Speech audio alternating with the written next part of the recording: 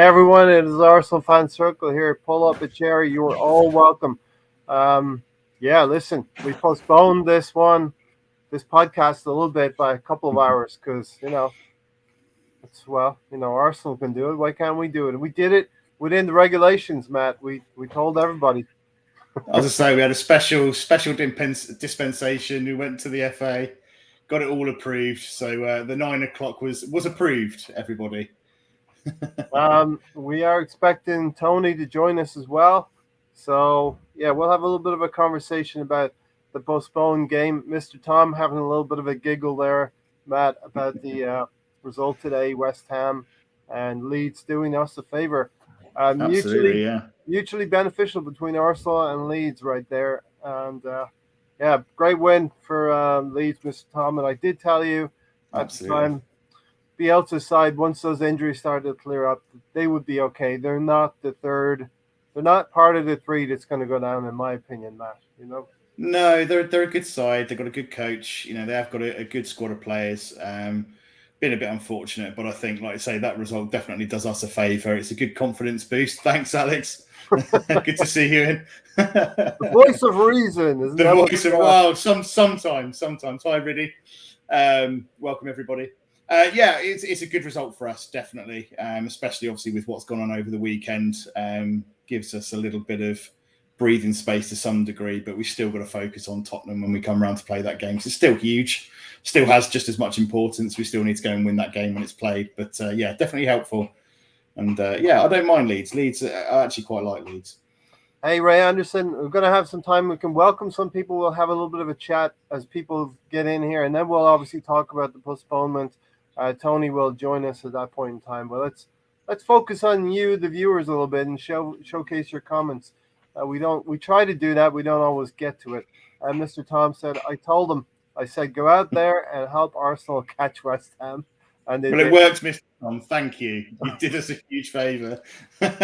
Listen, if I was a Leeds fan, I'd be like, I want those 3 points from my team first. If it benefits somebody else, so be it. You know what I mean? Well done to Leeds today. Great away performance. Yeah, the West Ham boys. I watch. I go see Charlie once in a while on the West Ham chats over there. A great watch along podcast. Check them out. But he's a little bit crestfallen because this is one of those results, Matt, that West Ham were counting on probably in their top 4 bid. Yeah, I think so. I think they probably would have looked at this game and felt fairly confident, especially the form they've been in, where they're sat on the table. I think, yeah, they probably would have gone into this game, especially being at home. So it's a fantastic result for Leeds, and that should hopefully give them a bit of a bounce, a bit of positivity, and see them hopefully pick up a few more results as well along the way. But yeah, it does do us a big favour. Allows us to kind of I suppose we should, it's not taking our eyes off the prize. We still need to be looking up, rather than down. But it does help us along the way. But again, Tottenham with is it 2 games in hand?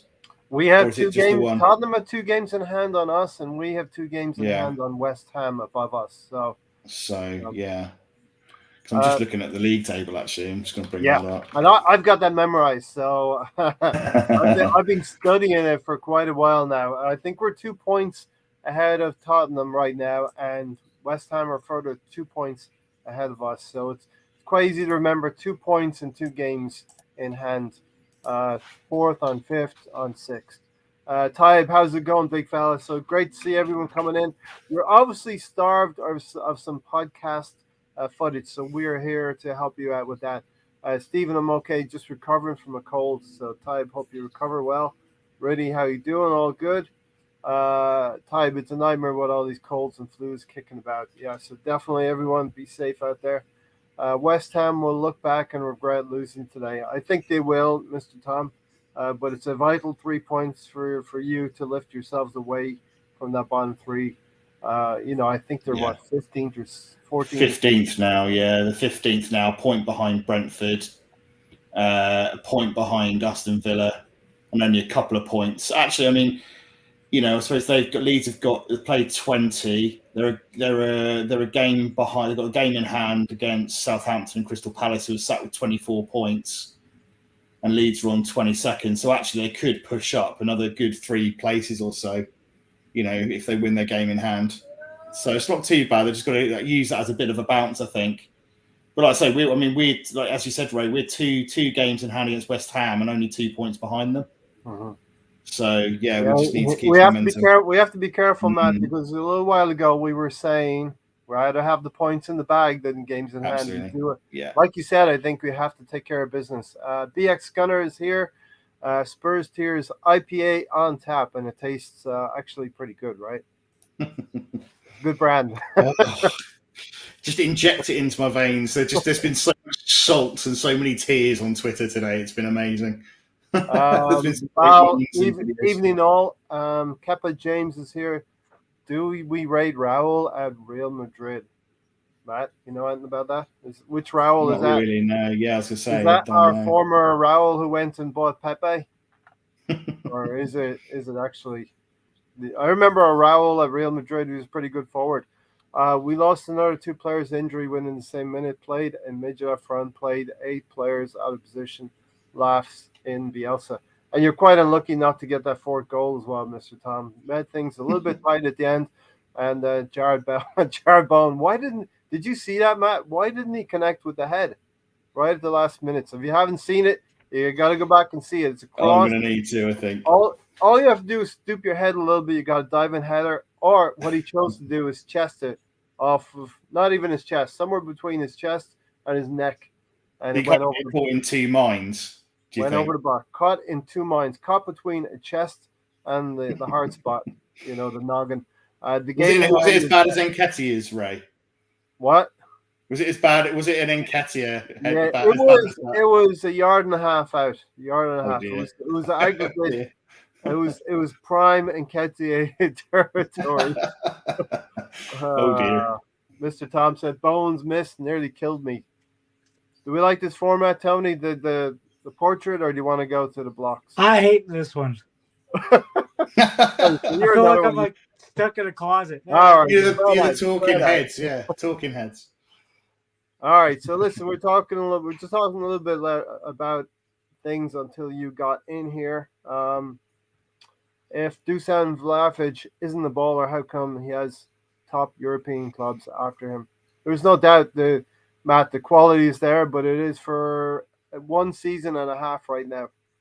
Yeah, he's a fantastic. I mean, again, I can't admit to having watched a lot of Serie A. I haven't seen a lot of him. I've kind of watched a little bit more and looked into him a little bit more since we've been linked with him. And he's a good player. He's strong. He's physical. He can hold up the ball. He can finish. He's very, very good. Like I say, he's had 1.5 seasons where he's actually been on that kind of form. I think is it that he's equaled Cristiano Ronaldo? Yeah, I think it was a calendar year, like Arsenal's calendar year. We just need to hook up a full season now, Matt. But you know what? You don't get those kind of figures at top flight professional football, especially playing for a team where they're probably not as good a quality as, say, a Real Madrid or someone like that, where you're going to have plenty of chances. So I think it's almost as impressive to be racking up those kind of totals. It's very difficult at this point to see whether it's him, his agents, the club. What is it that's not, or that's preventing this from getting over the line? Because it seems like it's been dragging its heels. Yeah, you think from what we're hearing, it's the club is that both clubs are interested in the sale, whatever it is, the transfer. The agent is the stumbling block. Yeah. Maybe the player has been influenced by the agent a little bit as well. Well, I've heard he's owned, isn't he? Isn't there something like he's got his agent, but isn't there something like Serbian government or something like that? And they wanted something like 10% of future sales, something stupid like that. It's getting complicated for sure. Graham Souness really said, actually spoke in our favor. It must be the world is ending. Sorry, Ray, can you say that again? Did you just say that Graham Souness spoke positively? Graham Souness spoke positively in our favor. Oh my God! Hang on! My temperature's just gone through the roof. I think I'm about to faint and fall off my chair. Oh my God! Love the show. Love the Arsenal fans. You're the only top side we don't have a rivalry with, and it pained me a little bit in the early 2000s, Mr. Tom, because we had an Arsenal legend in David O'Leary taking Leeds places, and David O'Leary wanted to rub noses with Arsenal and have that rivalry. And we did have I remember an FA Cup. We won't have replays of the like of that anymore. We had, I think, 5 replays or 4 replays with Leeds. So a little bit of rivalry there.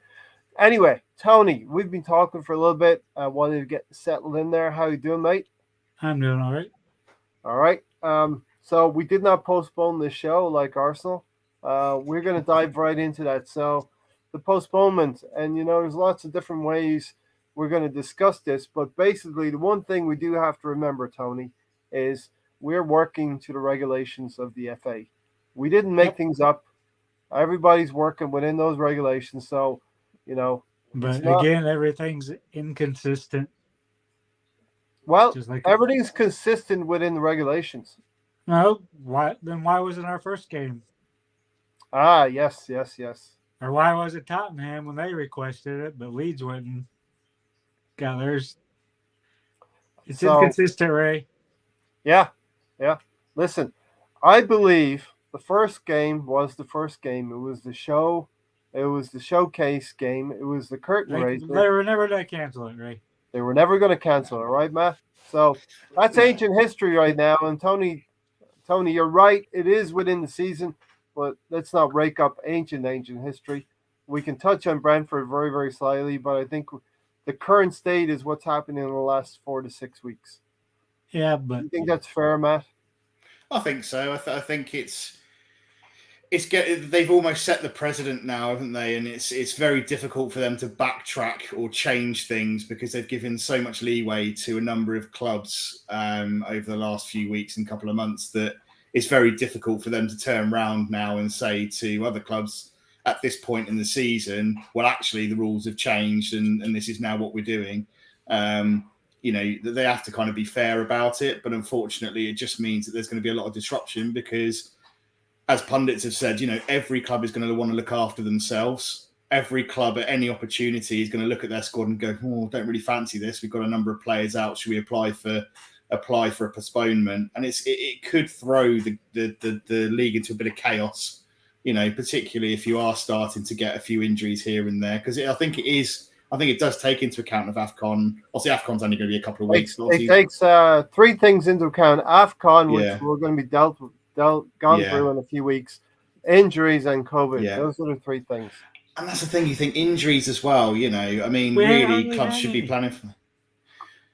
We've had a few, to be fair, Tony, for this game. It's more injuries than COVID, to be honest. Yeah. I think we had 1 COVID case, and then we had another. Well, I think we had 1 COVID case at the time we applied, and then I think we had a second one come in after we applied for the actual postponement. One yesterday sometime. Yeah. We don't know who. So I think it's largely injuries for us. But that sends a bit of a precedent to everybody else, doesn't it? Because you think, well, actually, you're going to get injuries during the season. Clubs should plan for that. But the thing is, none of the players went through fitness Friday. Has already went through it. We don't know if the players would have been available or not. They didn't do anything. Before we dive into this, I'm going to ask Matt one question, and I think it's pertinent just to ask Matt this. Do you think, Matt, that if Granit Xhaka had not gotten sent off on Thursday and was available for today's game, that Arsenal would not have moved to postpone this game, just basically because of Granit Xhaka? It's on a real fine knife edge, isn't it? I still think we probably would have. I do think, because we had 12 available players. That would have given us 13. It doesn't really give you much, does it? I still think that we probably would have gone. And bear in mind the type of players that we were missing. It's very difficult to field a decent team with actual players in their actual respective positions with who we had available. Yeah. Well, I think that we probably would have still postponed it. We also had a tweet with Gunnersaurus in the lineup, Mikel Arteta in the lineup. That was legendary. But do you know what, Ray? I did say that. I said that. Funny enough, I did put out a tweet actually just saying Arteta will have to lace up his boots. I think on Thursday. Yeah. For a murder sacker. Yeah. I reckon Arteta could probably still do a job. I reckon he could probably still do a job. Hey, Matt, do we still have the drones? We could use the drones. They could play. Anybody, throw anybody on. Arteta seems to be a diva of a manager if your work rate is poor. So, Tony, you want to dive in more into this? I want you to state your case a little bit more so we can discuss it. Just state my case on why I thought the game should have went on. So, yeah, your stance is you thought the game should have continued. And there's no wrong, there's no right in this. It's just opinions. And at the end of the day, Arsenal have made the decision that was ratified. Let's take a step back. Let's look at Thursday. Was that a weak side? No. We had a strong side out on Thursday. And should they be able to play 72 hours later? Yes. Physically, yes. And how many injuries did we gain? Quite a few. Maybe 2 or 3, maybe more. We used up all of our 5 substitutes. You seem like you know the answer. How many injuries did we sustain? We don't know because none of the players were assessed. Cedric, they were assessed. Cedric, I saw something that I think Gary supplied. Cedric was injured. Saka was going to be a late fitness check. Yeah. There was they didn't assess them Friday. They had already turned their deal in. They did not look at the players. Tony, the players are assessed on a daily basis. I'm quite sure of that. Arteta said they were not. Your Uncle Artie said they weren't assessed. Okay. To me, if you're not delayed this game, why didn't they try to postpone Thursday? Only difference is Xhaka got suspended and pretty much one of our 5. But that decision probably was in their mindset on Thursday, but they may not have been able to officially get the paperwork ready and get everything sorted to get over to the FA for the Friday to actually put it in officially. I'm sure they probably were thinking about that Thursday, because I'm sure they didn't wake up at 10 o'clock or 9 o'clock or whatever on a Friday morning and go, should we just stick this into the FA and see what happens? I'm sure they probably did do that on Thursday. But I mean, Tony, we got I've got a list here. We've got Emil Smith-Rowe out, Tommy Yasu. Obviously we're missing players like Aubameyang, Partey, Pepe's obviously out. We've got defensive issues. We've got Xhaka out on suspension. We're missing so many players. Odegaard, Saka obviously, like I say, I think it was a calf injury or a little niggle, and he was unlikely to play. Yeah, but it'd only be 2 players different. Even if he was out, it'd be 2 players different than what we had Thursday. We could have used under 23s or. Yeah. I mean, there's definitely an argument we for have that. Chambers, we have players. We could have filled in a team. Yeah. Nobody can tell me we could have filled in a team. All of that being said, do you want Arsenal to go down in glorious defeat, but having it done it the classy way and not done it like everyone else? Or would you rather Arsenal move like the bigger teams, Chelsea's, Tottenham's, not that they're a bigger team, and Liverpool, and actually use the regulations in your favor, Tony? To me, I would have.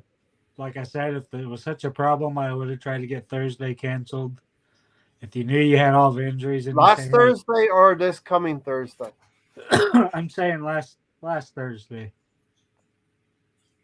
This week, when we played Thursday, we should have known to either not play the players and play a Premier League game or try to get both games postponed. To me, you should have had a good idea. To me, the only difference is we got a player sent off. He's got to be a. Yeah, I agree with you. I believe that's why I asked the question. Xhaka didn't get sent off in the 26th minute. That's why.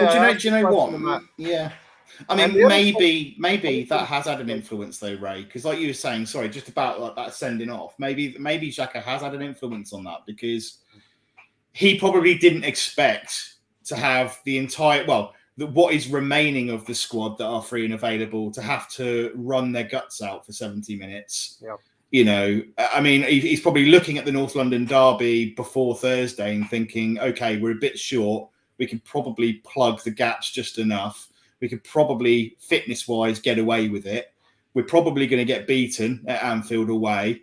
Let's see what happens. Suddenly, we're 10 men we're running around. They're absolutely running their socks off, and suddenly you're looking at, okay, we've got another player out, we've got another COVID case, and they're now all absolutely shagged because they've been running around for 70 minutes with 10 men.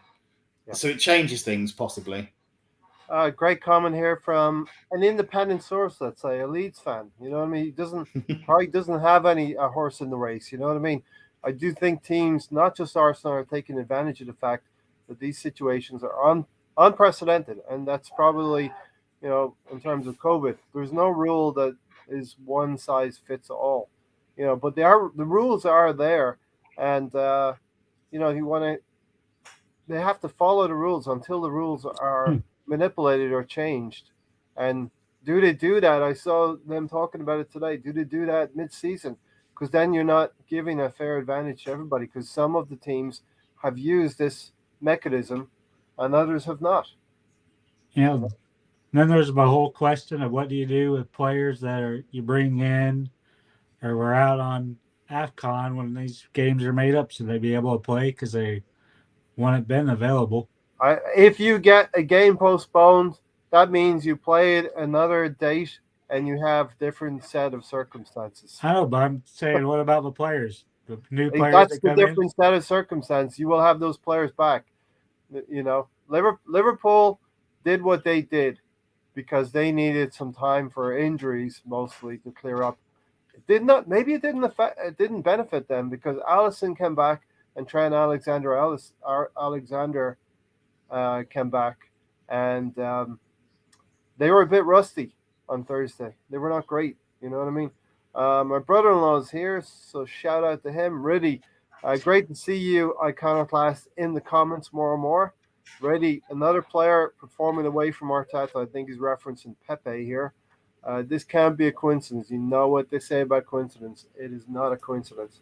Val said the under-23s played Friday. Matt, they said the Chambers, Cedric, Martinelli, Kieran Tierney, and Saka all picked up knocks. Yeah. So, you know, I think we're getting out of here that Arteta was the mechanism that pushed this to this point, that Arsenal felt they didn't have anything further in midfield.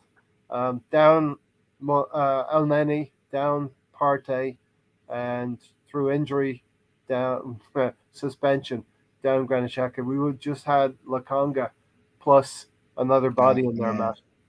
Well, that's it. Lokonga, okay, you know, yes, we've got Lokonga. You could argue that Ben White could push up into that position because he's played there before. Patino, I don't yet think that, you know, players like Patino really, I mean, do we class them as experienced enough youth players to play in that kind of game? Big North London derby. Yes, he's played one senior game and yes, he scored, but, you know, it's not a North London derby in a Premier League game. It's a difficult one. I think just at the end of the day, you know, the rules are there. They're there for everybody.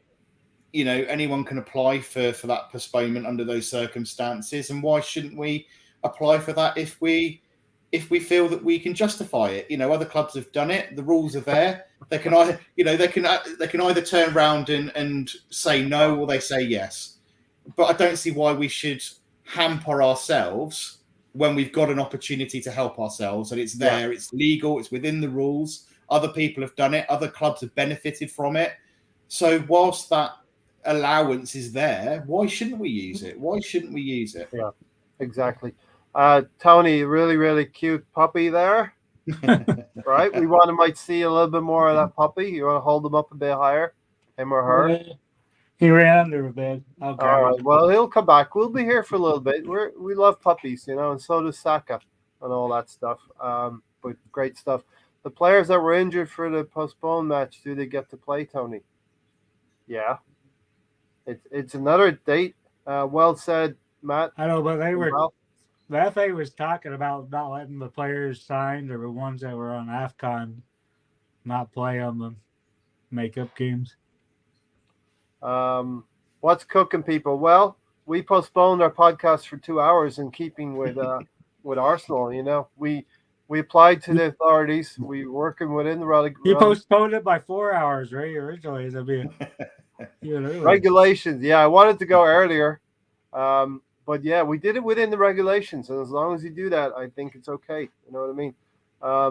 Mr. Tom said, I feel it's a bit unfair that Leeds were due to play Villa on the 28th of December, and now we have to use 12-year-olds to mark Coutinho.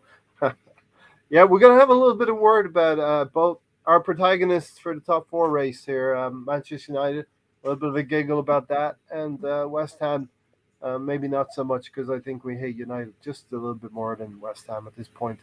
Tony, Granit Xhaka, somebody put something in there about a karate style kick. What was he thinking there? Let's revisit that just a little bit. Granit Xhaka.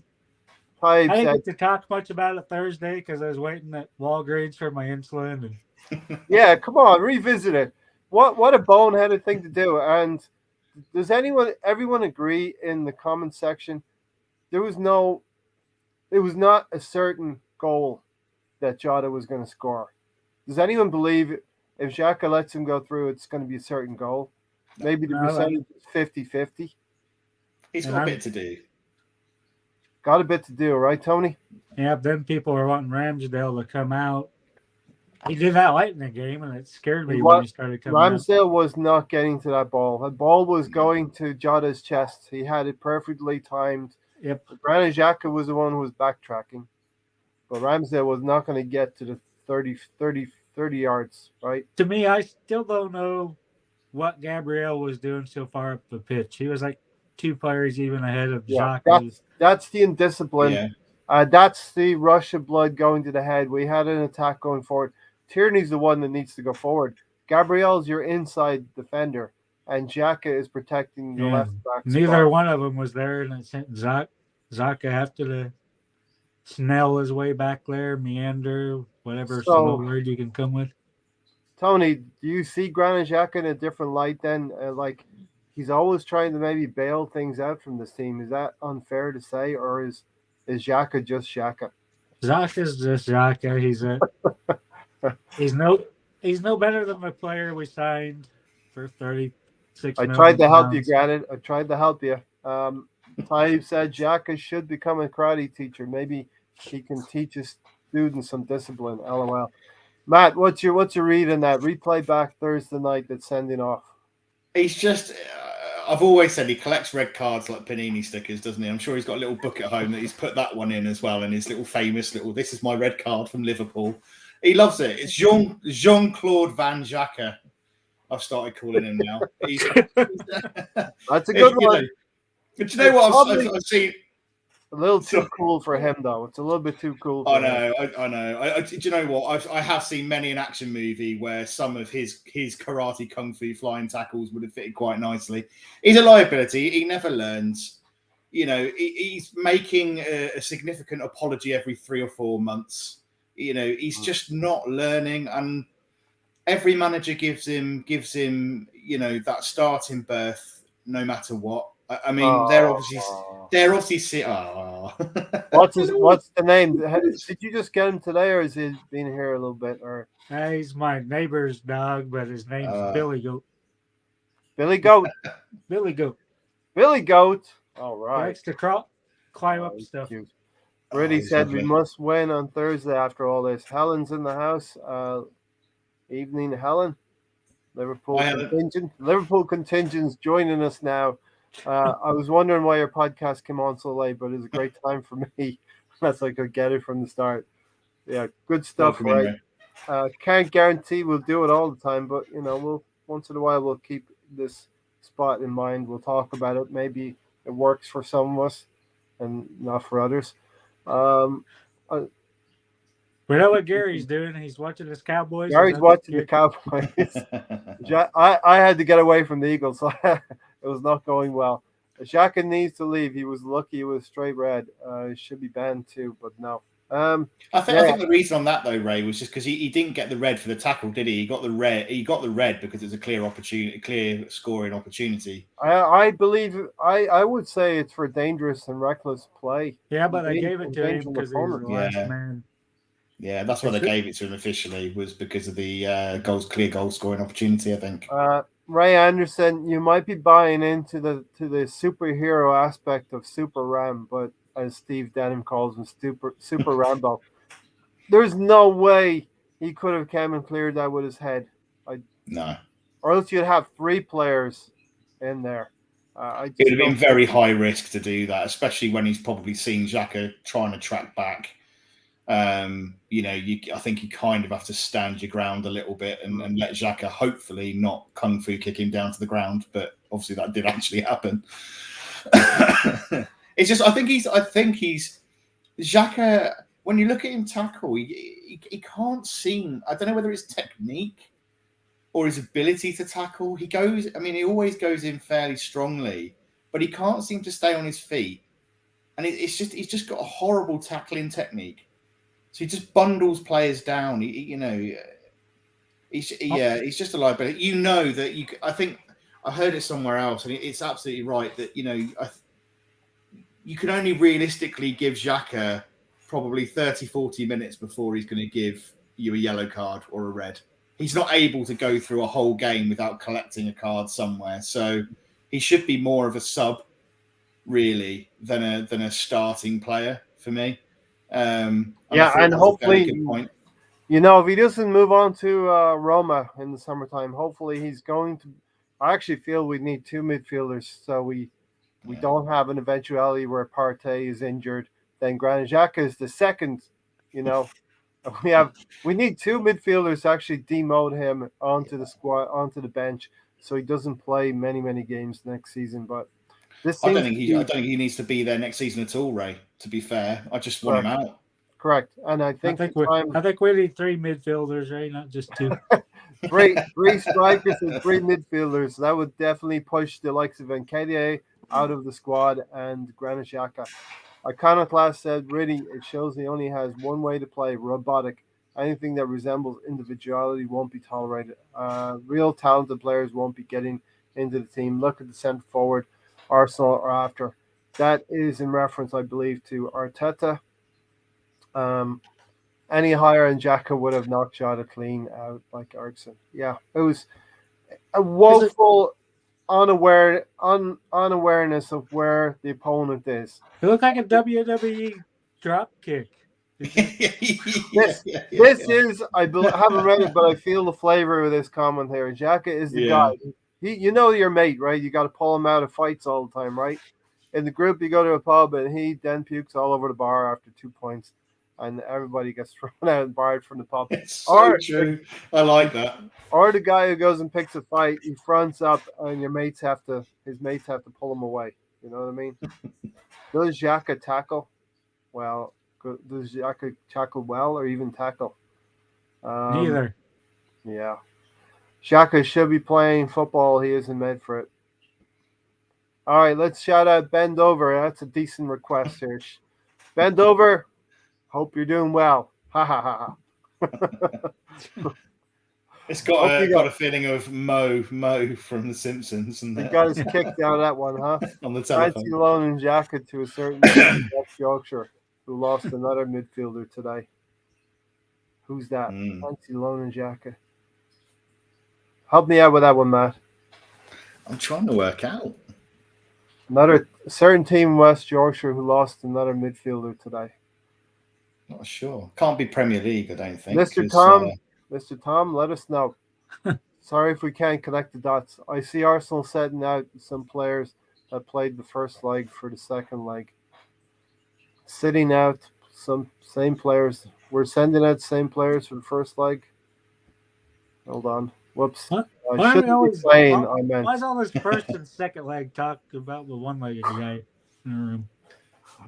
See the ticker at the bottom. If you're new around here, you got the price of a coffee. Consider donating to Tony. He needs to pay for a prosthetic leg. Please help him.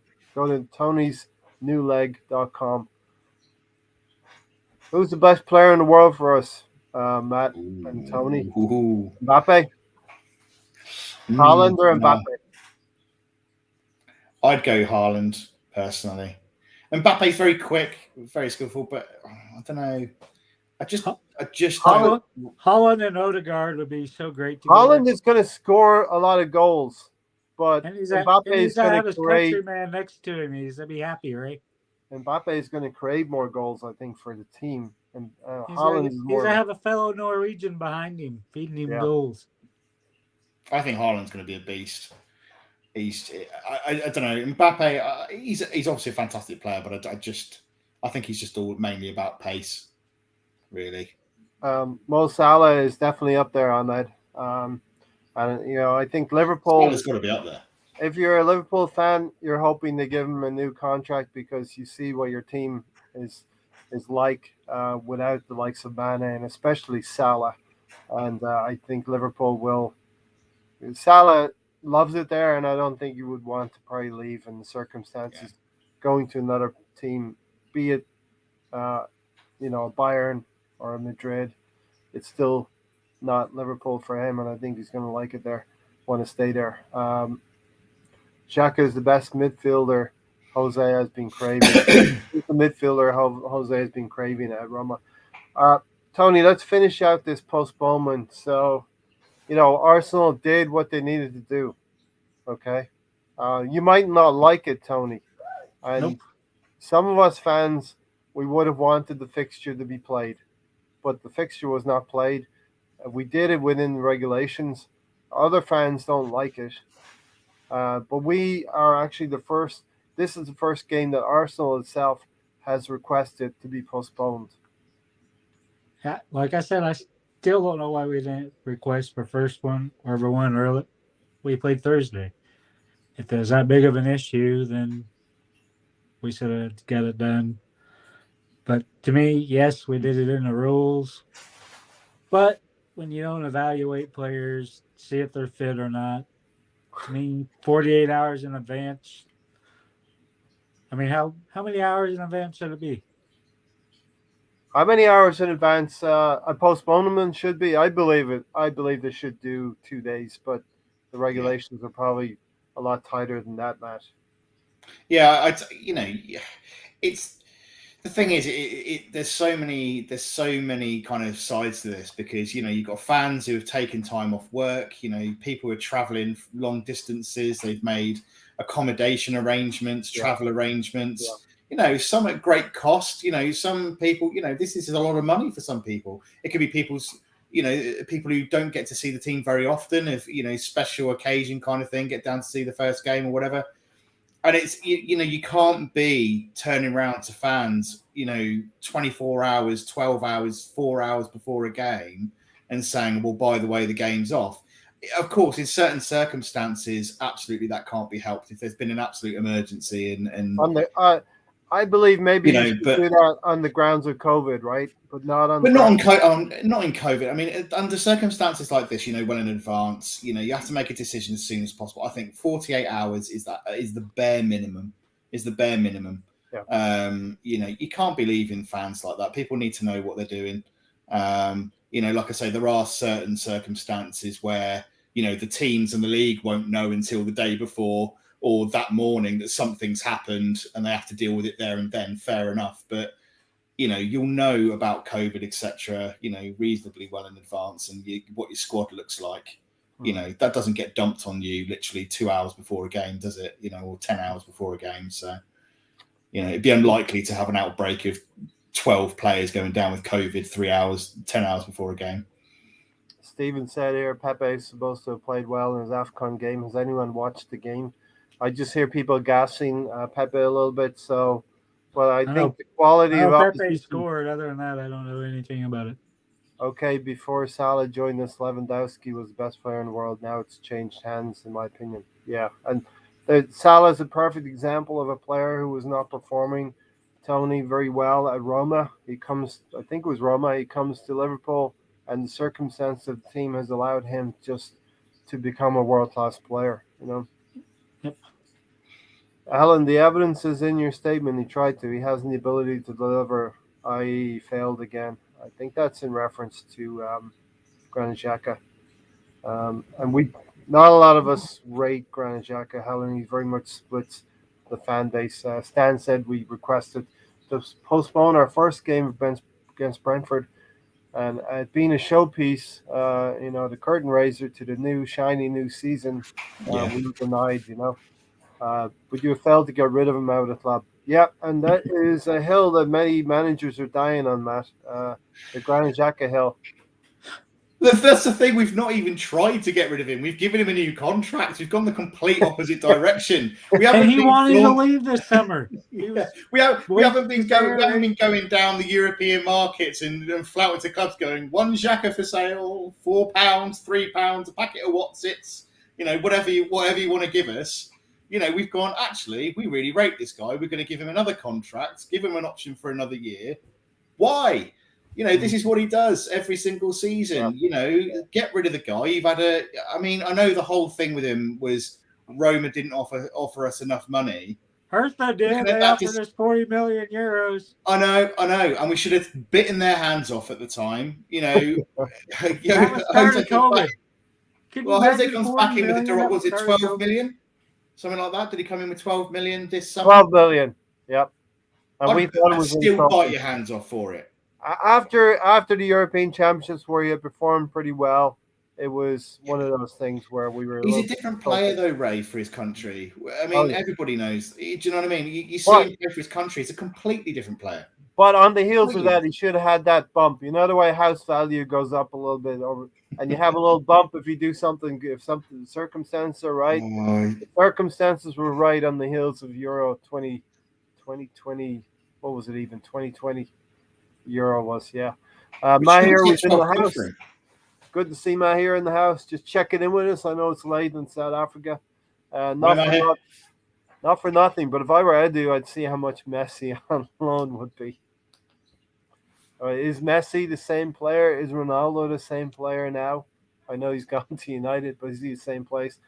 No, Ahmed Saka is a better all-round player, but I will say Gallagher is a good player, and they know each other. Saka and Gallagher are friends. They've come up through the England setup. If he keeps it up, he will go far, and Europe will come calling. I think Gallagher is a Chelsea product, if I'm not mistaken, and he's on loan from Chelsea. 19 of you in the chat. Great to see everyone here, and 19 people. Slap the like. We've got a good amount of people in here enjoying the podcast. I hope enjoying the conversation. Tony, anything else you want to tease out of it? So the regulations are the regulations. We postponed. Now let's talk about the beneficial aspect of it, or the non-beneficial aspect to it. Your case will probably be we could have fielded a reasonably decent team, and we could have beaten Tottenham today, and we could have taken a huge step forward. But these are all ifs, ands, and buts, and the same thing could happen if we wait a few weeks. They'll get players back. We'll get players back. Tell me my opinion fucking doesn't matter, Ray. No, I just setting the stage. I'm setting the stage for the next part of the postponement conversation. Arsenal took the view that it was beneficial, maybe beneficial to them, but they had the circumstances also with injuries to allow a postponement. So every team is going to do what's right for them, right, Tony? Unfortunately.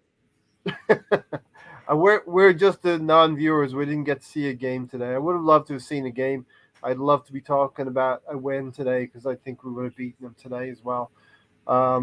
Matt, what's your thoughts on that? Go through the pros and cons of it. We get players back from the AFCON. We get players coming back fit, and we're going to have new players if we sign any. We're going to have a fresher team even on Thursday. No doubt. To be honest, I don't think there is much of a negative thing to it, to be honest with you. I mean, postponing the game means we get players back fit. Players are a bit more refreshed. We've got a stronger side out. We can be more competitive. I don't really. I mean, what are the negatives to it? Okay, we don't have to play 72 hours after the Liverpool. I don't understand what the negatives are to it, really. I don't really see any downside to it. There's not a lot of downside, which is probably drawing a lot of fake the tears and the criticism from other fans. They don't like the fact that Arsenal we have had such a good first half of the season that we've been able to sit still in the league on 35 points for all of this month, and only been displaced by West Ham now from that Norwich win at the weekend, and they lost today, which is beneficial to us. Yeah. So we're reaping the benefits of having a good start to the season, Matt. So we can sit still now and allow games to rack up a little bit because of this situation. This is what the club have probably looked at as well.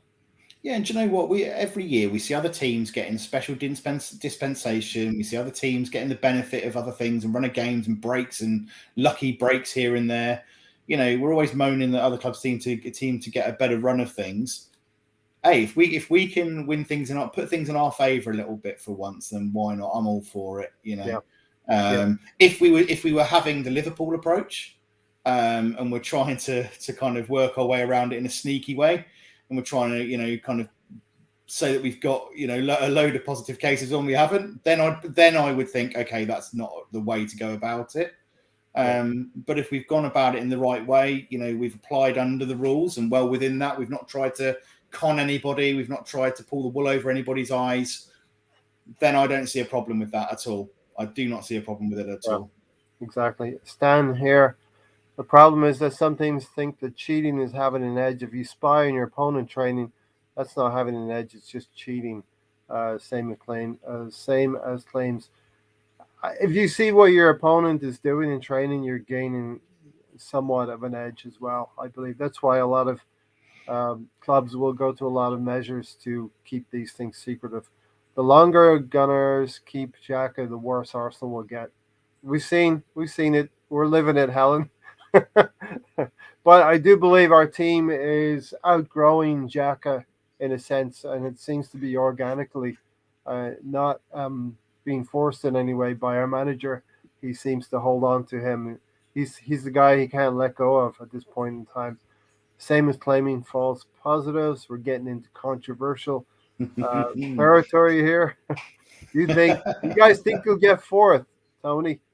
We'll revisit this in a second, Ahmed. Yeah. Is there anything else you want to finish out with the postponement, Tony, before we put this to bed once and for all?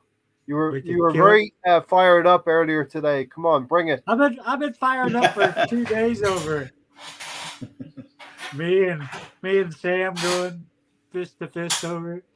To me, I just don't like it because you had one player out with COVID, and this is what they kind of go with. Then you don't really evaluate the injuries you do have. Like I said, when it happened, if Zaka didn't go off, we wouldn't be talking about this. We would have played today. Yeah. A certain percentage of the fans wanted the game to play. I'd love to put a poll out there. I'll probably do that, and we'll talk about it on Thursday again. Rome are always talking euros, never sterling. So, but listen, whatever some fans would have taken whatever was on the table, Stephen. Xhaka's red turned out to be another false positive for Liverpool. Double-edged sword, Matt. In those games, a player goes off, and Arsenal now have gone up against City on New Year's Day with a player down, and now Liverpool with a player down, and performed admirably. Is this a trend? The sending off element part of it is definitely a trend when you got Mr. Xhaka on the pitch. Yeah, There's good trends and bad trends, right? Yeah, I think it's fantastic. I've got to say, admirably. I mean, they played their socks off, and to compete against two of the best teams in the league with 10 men and be able to defend for that period of time like that is phenomenal. And it shows such great progress from the beginning of the season. If you'd have said to me at the beginning of the season, you go down 10 men, with 15, 20 minutes, whatever to play against City and not concede, and the same against Liverpool for 70 minutes, I would have, if you'd have asked me to predict the scoreline at the end of that game, it certainly wouldn't have been the scoreline that we ended up with. So we've done phenomenally well. I think the defensive work has been very, very clear to see. I was very, very impressed against Liverpool, particularly that you could see very clearly that it was almost like it was almost like Dixon, Winterburn, Bold, Adams. It's like they'd all been on the training ground with them. Yeah. I noticed on a number of occasions, they were absolutely in a line together. There was none of this disjointed, one person's 3 yards up, another person's dropping back, playing someone onside. It was all they were on a rope. And they were covering for each other. If one player Yeah. made a very, very slight mistake, Ben White was coming in or Gabriel was coming in to cover up for them. And the organisation was phenomenal. Really, really good. And to do it for 70 minutes was phenomenal. Hopefully, sign of things to come as we go into this new season and get out of January. I believe if you get out of January, things can snowball from there. Oh, guys, what do you think about Costa's links? Oh, we could do with a shit house ruffling the opposition feathers of settling. He's like 2 or 3 years ago. I think he's probably not the same player. Strikers now, isn't it? 30 or thereabouts, ready to go now. Score now. So not many options out there, I think, is what BX was saying. Got a day's holidays. Those things are priceless, Bal. Can't beat that. Tony, can we close out this section? Yeah, we can close it out now. Hi, Russ. Well, listen, we're not going. We're closing out this section. We're not done with the podcast. We're closing out the section. I think naturally the best thing to talk about now is the race for top 4. And I think Ahmed asked earlier, Matt, can we get top 4?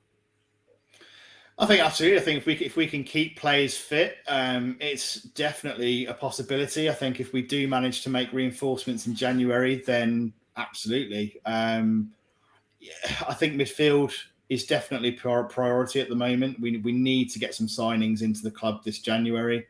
The striker situation is pretty dire.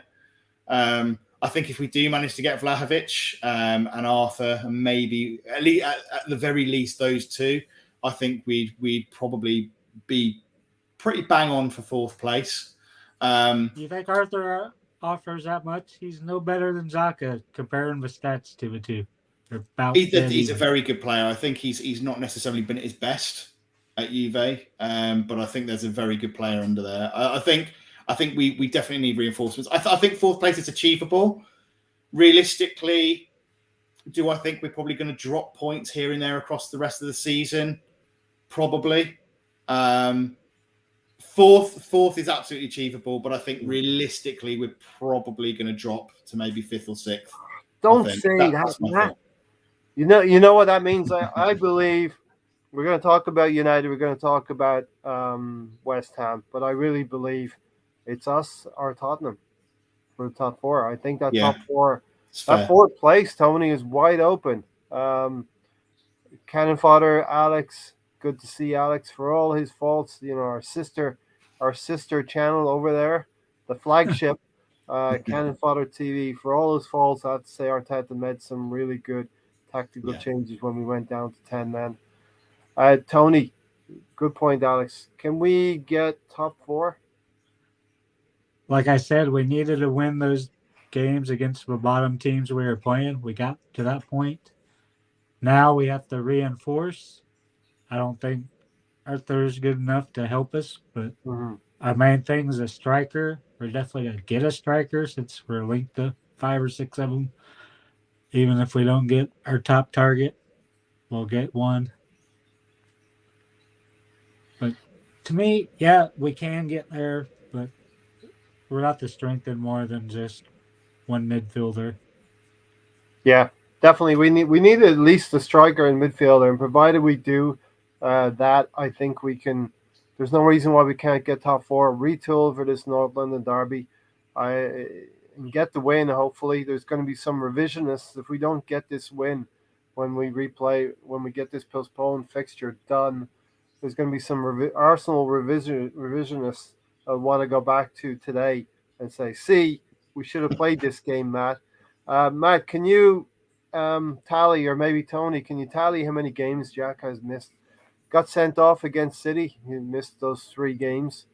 And then he had a big chunk of the season where he was injured.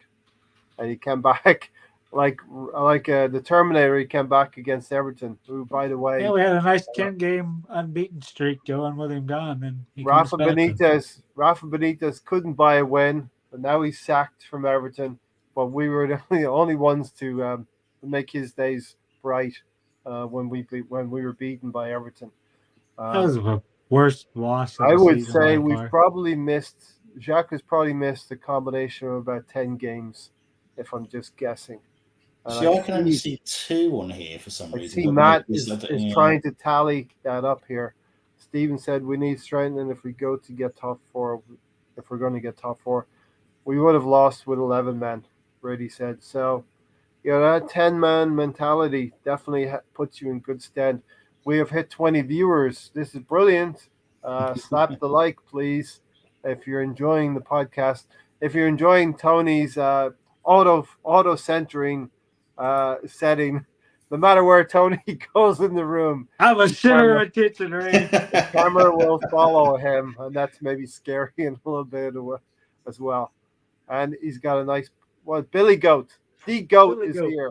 The greatest of all time. Billy's here. He is very cute. The dog's name is Billy the Goat. Billy Goat. Vlahovic would not change. Won't change our midfield woes, BX Gunner. And correct. The same way I wanted a striker, and a striker would not have changed our right back woes, but we got a right back that has solidified a lot of things for us defensively. I think, as Gary has said, Matt, our approach, I think, has been to build from the back out. So we've done a lot of that last summer. I think that's a fair comment to make. I think we have done that. There's questions as to whether that was the right approach. I think we've made some fantastic signings. Don't get me wrong at the back, and I don't think any of us are complaining about Ben White. Aaron Ramsdale. Tavares. Even though we had one kind of a poor game with Forest. Tomiyasu. All fantastic signings. I think we're struggling a little bit because we've had so many positions to fill and so much depth to fill, and we've had a lot to do in one window. So I think we put a lot of pressure on ourselves to do a lot of work in one window. So we have to strengthen in January. We have to start focusing on our midfield and our strike force. We're missing Aubameyang. Lacazette's going to be off at the end of the season, most likely, although he's been offered a new deal apparently. A couple of years I've seen potentially. We've got Balogun on loan. Answer to your question, Ray. So we've got we've got players leaving the club, and we need to we're now looking to the future, and we need a 20-25 goal a season guaranteed striker. We need that desperately. So have your answer on Granit Xhaka, Ray. What's the answer? You tallied 15 through injuries and suspension. Wow. 15 games this season. 15 league games or combined? 15 total. Let me see how many league. 15 total. I mean, we only played maybe 6 games or outside of that. So, let's say 5 cup games and 10 league games. It's 12 cup games or 12 league games. I mean, 12 league games and 3 cup games. So, yeah, Granit Xhaka. If people are complaining about Tierney being injured, we need to complain about Granit Xhaka being either injured or more detrimentally suspended. You know what I mean? Alex, I wouldn't agree. He had no other alternative with what he was available to him. We win in the league, bro. As sure as. I'd love to. Maybe in a few years it's going to be fun actually, because I think this team is going to give us more good days than bad days. Do you see what Juventus said? I think they're just having us on, Stephen. You want Melo? Well, give us Partey then. That's what they're saying. Mentalists. They can go do one, right? Bye. There's the door. See you later. BX Gunner 81. Exactly. We need midfielders. So listen, Matt. We're talking about Tottenham. Let's set that to one side. Manchester United yesterday. They're the ones who had the first crack at closing the gap to us, and they failed, gloriously failed. Thank the Lord. Yeah, it's interesting because I've got a United supporting brother-in-law, and it's always interesting, the conversation. I'm sorry to hear that. There's He's no really cure. sound. He's Tell him really there's no sound. cure, Matt. No, he's really sound, but as I keep telling him, his choice in football clubs isn't. No, and it's interesting actually because, like you say, you get to speak to people who support other clubs, and they're frustrated at the moment with how things are going. I think they've obviously gone from Solskjaer to Rangnick, and things aren't quite ticking along there as they'd like it to either. And I think they're kind of stuck in low gear and they can't seem to get out of it. Great. Again, great for us. 2-2 draw, was it? Yep. Coutinho coming or starting his first game for Villa, I believe. It's interesting to see how he would have got on. I didn't actually see the game, so I don't know how he played. So I don't know if anyone's able to say. Yeah, did he score? I think he scored. He assisted the equalizer. He assisted the first goal and scored the second goal himself. So immediate impact, Yep. And coming off the bench. Yeah. So I mean, in fact, I think Villa are starting to make some smart signings. I think they should start to push on a little bit. But yeah, it's great. It's always great to see United kind of faltering a little bit, especially this season where, we're going to be competing with them for that top 4 spot. So if they can push themselves further down the table for as long as possible, that's great. Mm-hmm. Reddy's asking, where's Gabriel Magalhaes, aka DWTT? What's the update on the score, Tony? He is shouting for the Cowboys, Reddy. God help him. A bit like Manchester United, we do have choices well, I shouldn't say that. It's really tough if you start liking a team, you probably should stick with it. We're to have an unhappy Gary. It's the first quarter, 4:53 left. 49ers up 10-0. 10-0. Okay, early days there. Xhaka's missed 10 league matches this season through suspension injury. That is exactly half. I think Tony had tallied 15. But like so many things, Xhaka divides opinions. Bamian has a heart problem. He won't be back anytime soon. Exactly. It's not serious, but they've said it's not serious. Not serious, but he should. All of the attention should be given to him before. Hit the like, you freeloaders. Well said, Mr. Bungle. Also, if he's not happy, it's surely that's going to put people off of going for him this January.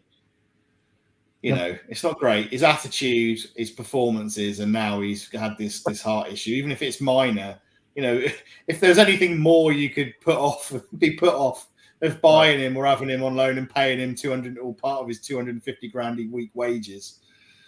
He has a heart that might give out on you. That's kind of Stephen. That's your friend? That's your friend, right? Your brother-in-law. Well, he's my brother-in-law. Yeah, for such. Do you know what I mean, Ray? He's a super intelligent guy, so I always question his decision to support that club. Always. I'm always like, well, for such an intelligent man, why have you chosen to support United? Come on. Sorry, I'm as good with American sports as you guys are with cricket. I know what cricket is. It's not my favorite sport, but I know what it is, Reddy. It's boring as hell. Yeah. Never highest paid athletes in the world. We should ask Matt. Matt, are you into cricket or is it a sport you care for?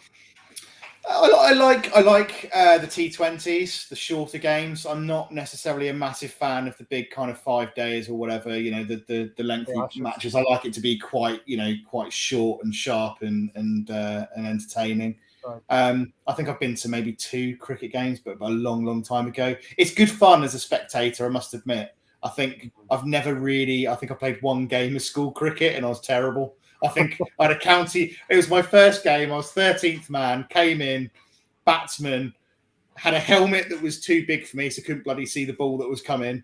A county bowler bowling at about 80 miles an hour, couldn't bloody see the thing. So all I did was just stick my bat out and try and defend it. And I think he got me out on the 3rd bowl. So it didn't last long. Matt, Steven Gerrard is a big pull when it comes to getting players. That's all I'm saying on the matter. And being teammates with Coutinho, it was a good fit for Coutinho to. But I like the way Gerrard did not bring him straight in. He came off the bench. United are 2-0 up. I said, well, that's it. Even Bruno Fernandes has scored. United are going to go on to win.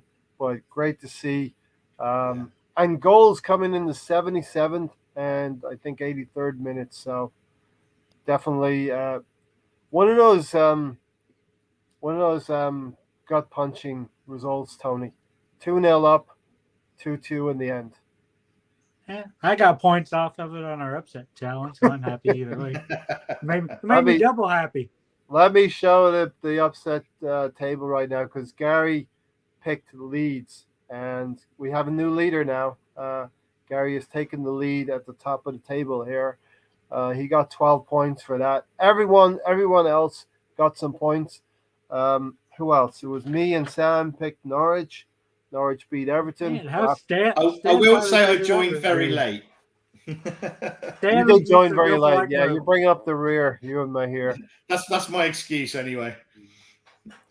I'm proud Um, of Stan. He finally figured out this game. He used to just do like upsets of like 2 picks behind. He came 2 picks.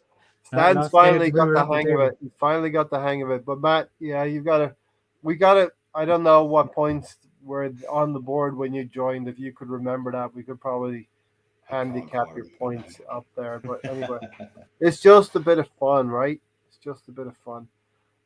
Cricket is the sort of game where playing is more fun than watching it. True, like most games as well. Playing football is more fun. Cricket was always a sport for posh kids. Bit like tennis. Yeah, a bit like tennis. Okay, so that's United. Pundits are saying, Matt, that they're going backwards a little bit. The eye test will I would agree with that on the eye test that they're going backwards a little bit. Solskjaer, they were better under Solskjaer, in my opinion. I probably agree with that. I just it's a bit strange to see United side like it. As much as we all laugh and banter about it, they've always been a top quality footballing side. Always played good football. Always been right up there competing, and it's just a bit strange to see them in this kind of weird meh Malaise. Malaise. They're in like the wasteland. They're in the wasteland of football. You know what I mean? But you know what? They've got so many, but they have got the quality, which is a strange thing, which says they're just not getting the best out of who they've got at the club at the moment. They've got some fantastic footballers there, and I think Ronaldo coming to the club has been a poor decision. I think it was very much a sentimental, emotional decision to bring him back. I think it's really actually been to their detriment. I don't think it's going to help the manager because I think he's going to have a lot more say or sway in things and influence than maybe a manager might like. It's a bit of a funny stage for them. I think they've got a bit of work to do before they start really pushing up that table and pushing for kind of titles again. I think they're almost going through what we've been going through. I think they're almost on that kind of that slope at the moment. Yeah, so I think a lot's needed to be done there. Ray Anderson, I kind of agree with what you're saying, but I do think they're winning more impressively under Ole, and they were winning. They went like a year unbeaten away from home. They didn't get beaten yesterday, but it was a bit of a collapse, as Stan has said. I think they were the same under Ole, winning some and losing some. They're definitely doing that, playing the same type of football. But I just think that Ole had them going in a more cohesive way. I think, Tony, what's your reading? I think Rangnick is just trying to find the right blend. And it might take a few games for him to find the right blend of players in his team that he can rely on. Waiting for Matt to stop scooting around me. Terry, need some WD-40 there. It does a bit. So I just scoot along because me headphones might back out. So I've got another pair fully charged. So. Tony, what's your take on Rangnick?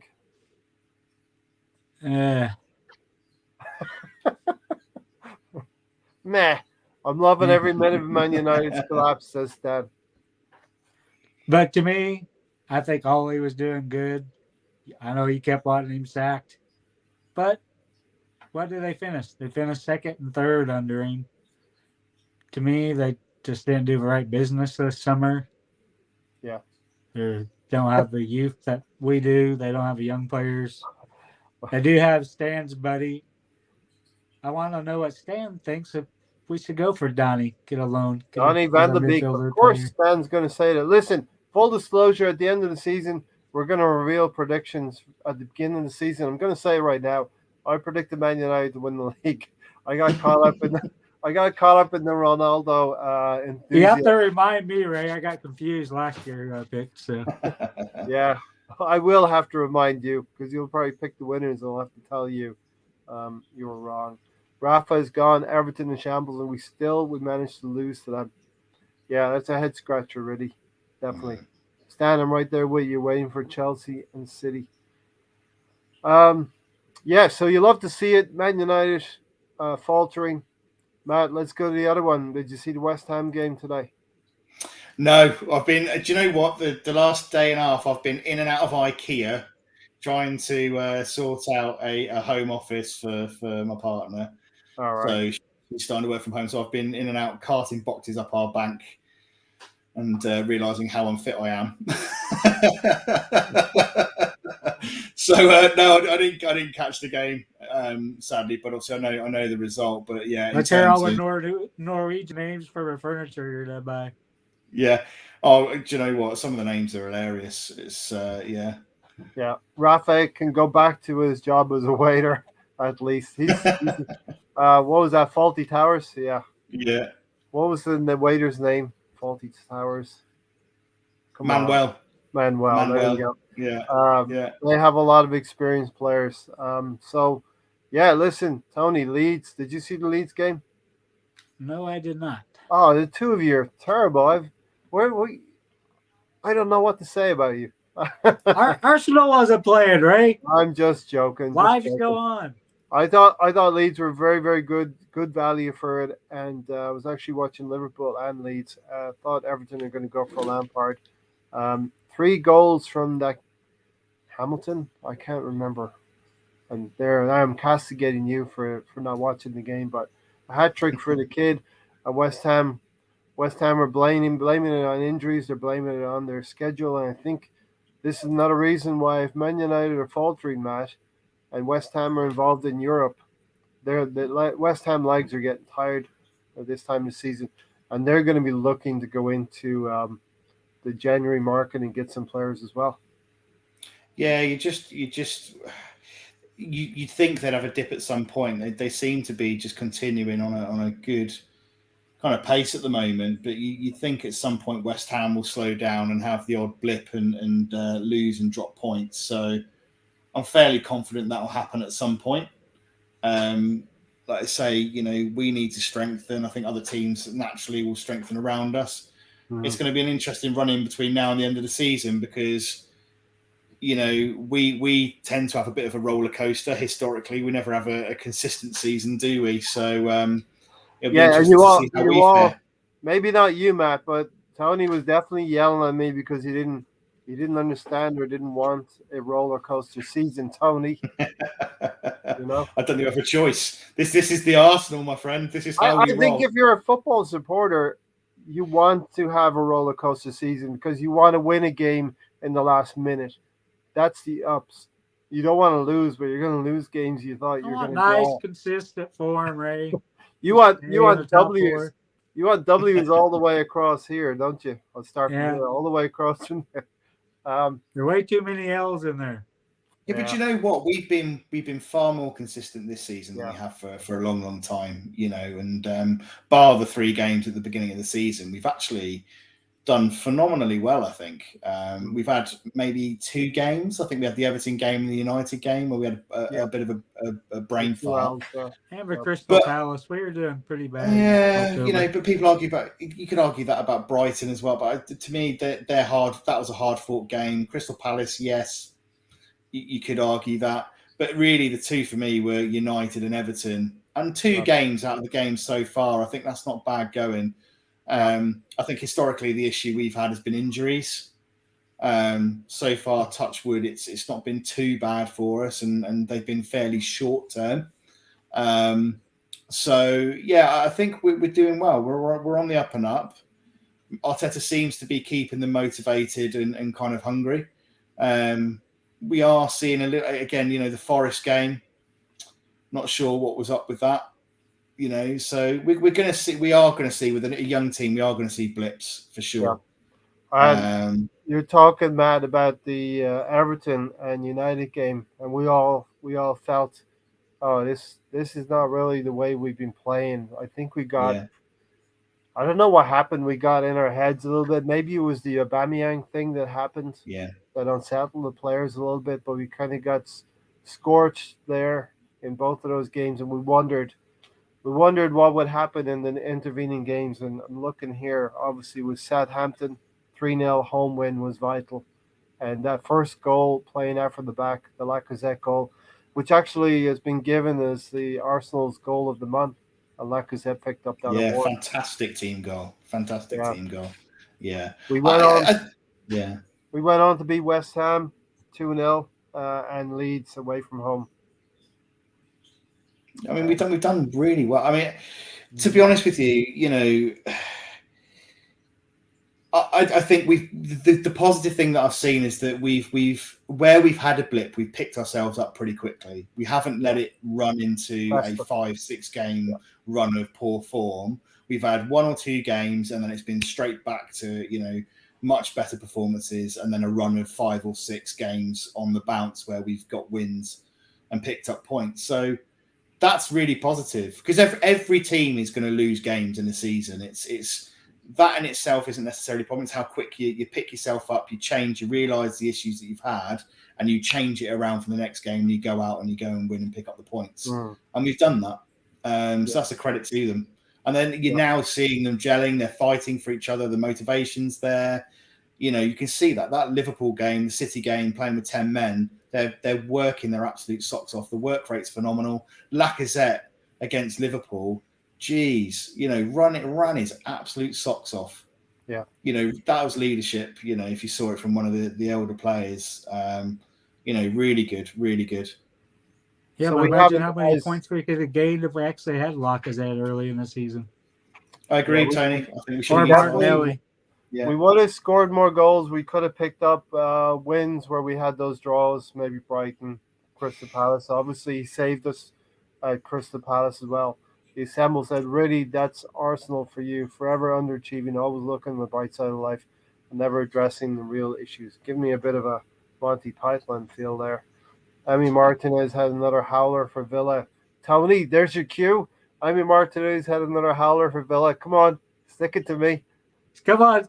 You and Gary still talking about it? I thought Gary started the show. Listen, did we sell the right goalkeeper? If it was between Leno or Martinez, the answer is no for me. But obviously, all of that is mute now, Matt, because of Aaron Ramsdale, Super Ram, as Steve Denham calls him. How much was he worth? How much was Emi worth in February last year? Well, less than 20, that's for sure. And he's worth 2. Joe Willock is worth less than whatever we got for him right now as well. So, he's been moaning, and he's been moaning like he's been talking about an ex-girlfriend, like pining after an ex-girlfriend for the last 2 seasons or whatever since he's gone. He's just like we cheated on him or something. Exactly. We got some shitty Icelandic goalkeeper. Now we got Ramsdale. Now he's really Emi Martinez said he dropped the ball, remembering how Arsenal dropped him. Mr. Tom still glowing from that win. Enjoy it, mate. Jack Harrison nabbed a hat-trick, and Mike Dean pretended to not let him have the ball. It was more funny than it had any right to be. Mike Dean does that, though. He's just the villain of the piece in every situation. Matt, if we were to lose a match, would you rather? If we were to lose a match, would you rather a semi-final loss or a final loss? There's a good question. Remember, that's a fantastic question. Remember, make the lift up or go into themselves. It would either make the team lift up or retreat into themselves. Do you know, that's a really good question. Because there's 2 sides to that, isn't there? Because you don't want to go out in a semi-final. You always want to get to the final. You always want to compete for trophies. You always want to be in with a chance. But on the flip side of that, if you know you're going to go out at either the final or the semi-final, I'd probably say the semi-final. Yeah. You get, do you know what I mean? You save your energy, you keep the players, you prevent injuries, you preserve energy for the league. So yeah, if I had to lose, if there was no other option on the channel, and you were definitely going to lose one of those two matches, I would go out at the semi-final, I think, and preserve your players. Yeah, yeah. But it's a good question, that. Tony, what's your take on that? Semi-final or final? I'd rather for to go for it. I'd rather be in the final and lose. But like Matt said, for us, it would help losing earlier. Still going to be realistic here. We are playing. We're going to have to get through the second and third, whoever it is, second or third best team in the league. To win that. We got to worry about our second leg first, right?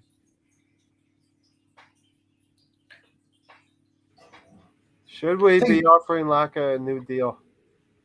I think we should. Again, yeah, another good question. It's a really good question, and I've been pondering on that I think myself.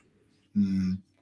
I mean, the thing is with Laka, he's shown leadership. Since Orba's been out, he's been phenomenal. And I think anyway, he's always been a little bit underappreciated and undervalued.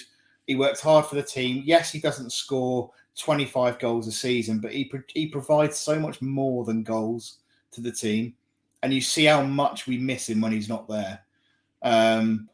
He's been really instrumental this season for us.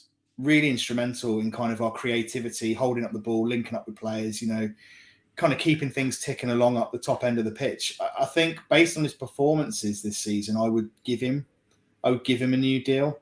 But then you look at the future and you think, well, look, given his age profile, the reasons why we're looking to get rid of Aubameyang, are there younger players who we could get in to replace Laka that would be equally as good and we could look to the future with?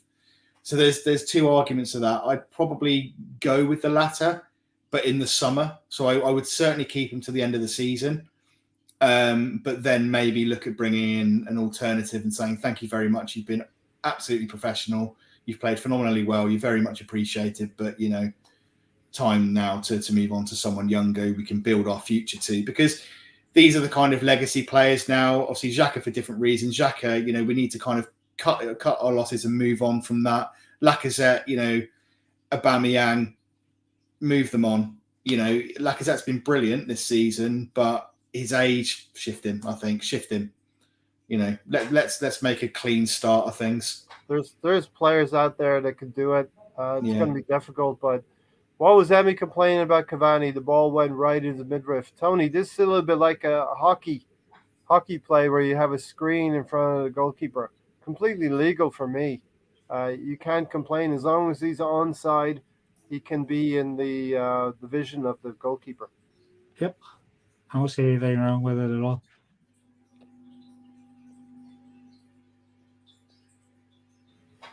Okay, we're going to move on to the second leg, Matt. So set the stage for me a little bit there. No, Brian, second legs and first legs. Tony loves second legs. He would like to have. I like leg puns. You've stopped doing leg puns, right? Just don't talk about his third leg. Bring on the leg puns. Bring on the leg puns. Yeah. Bring on the leg puns. Or was it Jake the Pipe? And Stan, if you're here, bring it on. Stan, let him have it. He said he wanted them. Leg puns. Yeah, if anyone's got some leg puns in the chat, bring them on. Second log. We sold the wrong keeper. Yeah, I agree. Actually, do I agree? No, I don't agree. What am I talking about? No, I think we did sell the right keeper in there. I rate Leno. Either one of them I would have been happy with keeping at the club, to be honest, anyway. But seeing Martinez's kind of attitude since he's left, I'm probably glad he's gone. But yeah, the Liverpool second leg, I'm looking forward to it. Both teams should have some of their key players back, fitter and back from injury, etc. We're at home. We've done quite well at home. I think we performed well, obviously, against City, Liverpool in that tie. We're picking up confidence, that resilience. I think it's going to be a very good game. A very good game. Whether we can Tony Tripod. Excellent. Well done, Steve. Yeah, it's going to be interesting. I think it's going to be quite a tight game. I do. I don't know about you, Tony, but I mean, Salah and Mane, I think they'll be back from AFCON by that point, will they? Not sure if they will be or not. I don't think they will be. Because when the second leg's this Thursday, no, I'm not sure they will be, will they? I don't think they will be by then. No. So, again, interesting. We'll probably have a pretty decent strength squad to go up against Liverpool. I think we've got a chance of winning that. I think we do, and we got until noon on Wednesday to bring in reinforcements if we want to. What's the deadline, though? I don't know if anyone knows. Noon Wednesday. Is it noon Wednesday? So as long as someone is signed by noon Wednesday, they're eligible to play for that game. Yep. Then Arsenal, get your backsides in gear, get Vlahovic in, and get a midfielder in, and get them in ready. Surely we should be able to pull our finger out. I don't know why we're dealing around. If that's what his agents and stuff want, pay him money. I mean, it sounds like bring him in. Yeah, absolutely. It sounds like Arthur wants to come. It's just up to the clubs on that one. So both of them can easily be done. It's a home game. What do we think? Ray, we've been good at home this season, so I'm confident. I think there's a bit of a rivalry starting between Klopp and Arteta, which I don't know if you saw the photos of that hug after Thursday's game, but it was the most awkward hug you've ever seen in your life. Like two people who absolutely hate each other, but are being forced to smile for the camera and give each other an awkward hug. It was brilliant. So I'm looking forward to that. I like rivalries. I like, the passion, a bit of I don't know, that kind of feistiness. We've missed that, haven't we? We used to have it with United back in the days, where you'd have Pizzagate and all of that kind of stuff. And we don't really see that anymore because we've been a walkover. We've not really been competitive. I think we're starting to see Arteta and Klopp getting a little bit of a rivalry and a bit of a thing going on there. So I think it's going to be an interesting game. But I think playing at home, we've done well at home. So yeah, and as Ray says, we're getting shade from rival fans again now. So we've got to be up on the up and up. When you start getting crap from other fans again, you're doing all right. So yeah, what do you reckon, Tony? What do you reckon of Thursday? I think we have a good chance, especially the way the players played. I don't think you can say how well they played together, especially down a man for 75 minutes, basically, or 65 minutes. But still, I think with teams gelling, it's kind of what I expected against United and Liverpool earlier in the season. And I was disappointed at those 23 to 24 or 21 to 24 real players that's been gelling together. I expected more of them out of those games, but now they're gelling like they should be. They seem like they're fighting for each other, especially since Lacazette's been handed back captaincy, but things have changed. You see Gabriel even more. He's trying to show his leadership back there. To me, the team's just fighting harder, playing harder, doing what they should. Hopefully they continue that. I think we got a fair chance. It's nice actually seeing Liverpool play their full strength team instead of the under 17s like 2 years ago. I'm surprised they are, but they have nothing to play for because they know for title city, so they're going for this cup. Do you think, Tony, that given how we played with 10 men in the first leg, do you think that's going to shake their confidence a little bit and put a little bit of a seed of doubt in their minds? Do you think they'll be coming into this game maybe not feeling quite as confident as they usually would and having that little bit of doubt? Yeah, I think they'll feel like they were rocking. They know that we were pretty much really the better team, even though we're down a man, that we hung right with them. I think they'll have some doubt in there saying, oh, this team's good. We're going there. They've had a good rest. They didn't have to play in the weekend. So to me, they have plenty to think about and worry about, which might shake their confidence enough for us to pull it off at home. I think so. I think they're definitely going to want to play as strong a team as possible. I think they probably expected at home at Anfield to probably brush us aside. And I think that's probably shocked them a little bit to think, Christ, okay, we've played for 70 minutes. I mean, how frustrated would Klopp have been for that 70 minutes to have not got a goal or two? I mean, yeah, he must have been pulling his hair out, you know.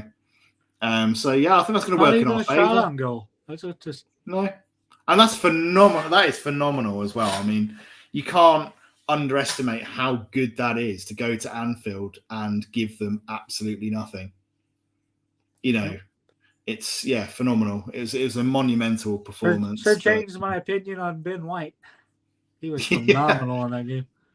He was very good. I mean, I've liked Ben White. There's an interest. I can't remember the name of the channel on Twitter, but there's a guy, a Leeds fan, who did a video. I think it was before we started, just as we were signing Ben White, and it's very, very good because he was kind of making all the point. He said, "Look, Arsenal fans are going to really criticise this signing because of the money. They're going to say this, that, and the other," which is bang on, by the way.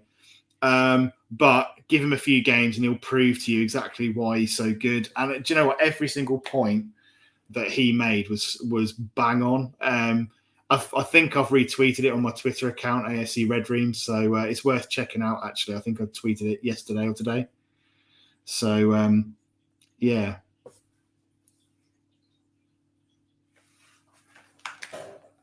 Ray, did Gary take down your stream because the Cowboys are still chilling? Like Gary sabotaged it.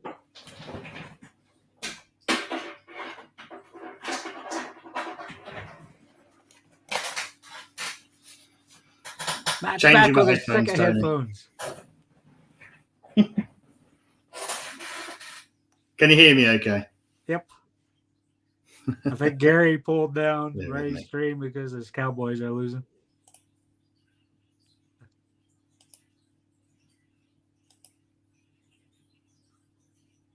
Let's see if Ray still goes with this time next week.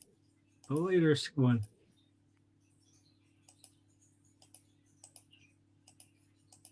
I can hear you, Matt.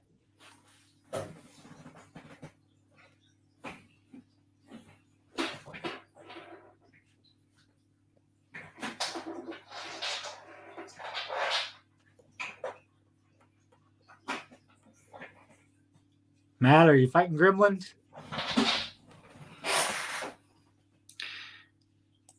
Sorry, Tony, I'm having some trouble with my headphones for some reason. Bear with me 2 moments. Give me 2 seconds. Okay. Now Gary's done and took Matt's headphones away and Ray's stream away. Now Ray's back. Ray fought back after the Cowboys got a touchdown. How are we doing? Yeah, listen, great chat between you and Matt there for the. So Tony, we might have Erdegaard back, says Riddy. Could be a key on Thursday. He's been really playing well for us. Yeah, him and Lacazette just open everything up. The dynamic of a team so much different. He offers goals and assists. It's nice to be seeing us getting the goals from the midfield. Like I said, just 2 seasons ago, we've gotten one. We're up to close to 15 goals from the midfield this season. So we're doing great here. And how are you feeling about? Is here. It's the same time as Mr. Arsenal podcast. Yeah, we just decided to go a little bit later today, Stefan. So, but we're not going to take too much more time out of Mr. Arsenal podcast. So, we're going to be rounding things up here pretty soon. Ryan's got plenty of shows. He can't miss one. Klopp messing with Matt's headphones. So what's the glitch? I thought it was Gary. Matt switching headphones around? Yep. It's Gary being upset. First he went for your stream, then he went for Matt's headphones. I don't know what he's going to do to me. Gary, just watch the game. Your Cowboys got a touchdown. I think that's why I let your stream come back, Ray. Cowboys scored.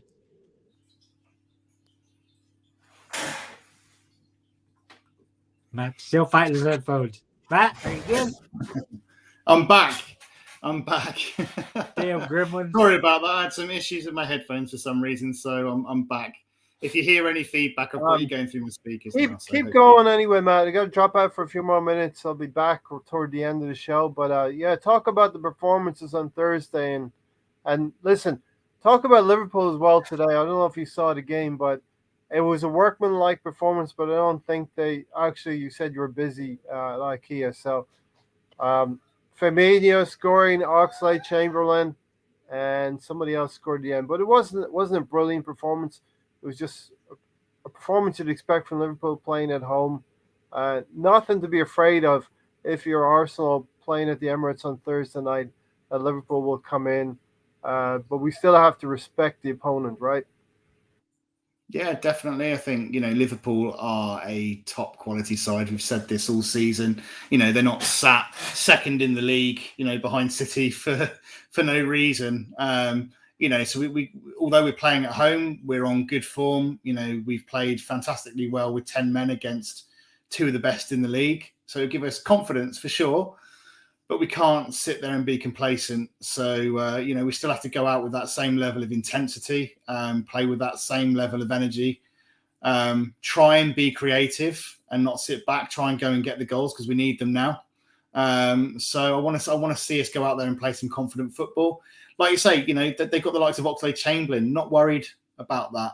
They've not got Salah and Mane, I don't think, at this point, because of AFCON. Why not? We can win that game. If anything, we should be feeling fairly confident after that first leg that actually we can go and get a result.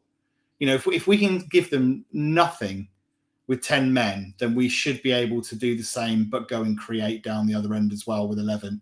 So, yeah, to me, I'm feeling fairly confident. I don't know about you, Ray. How are you feeling?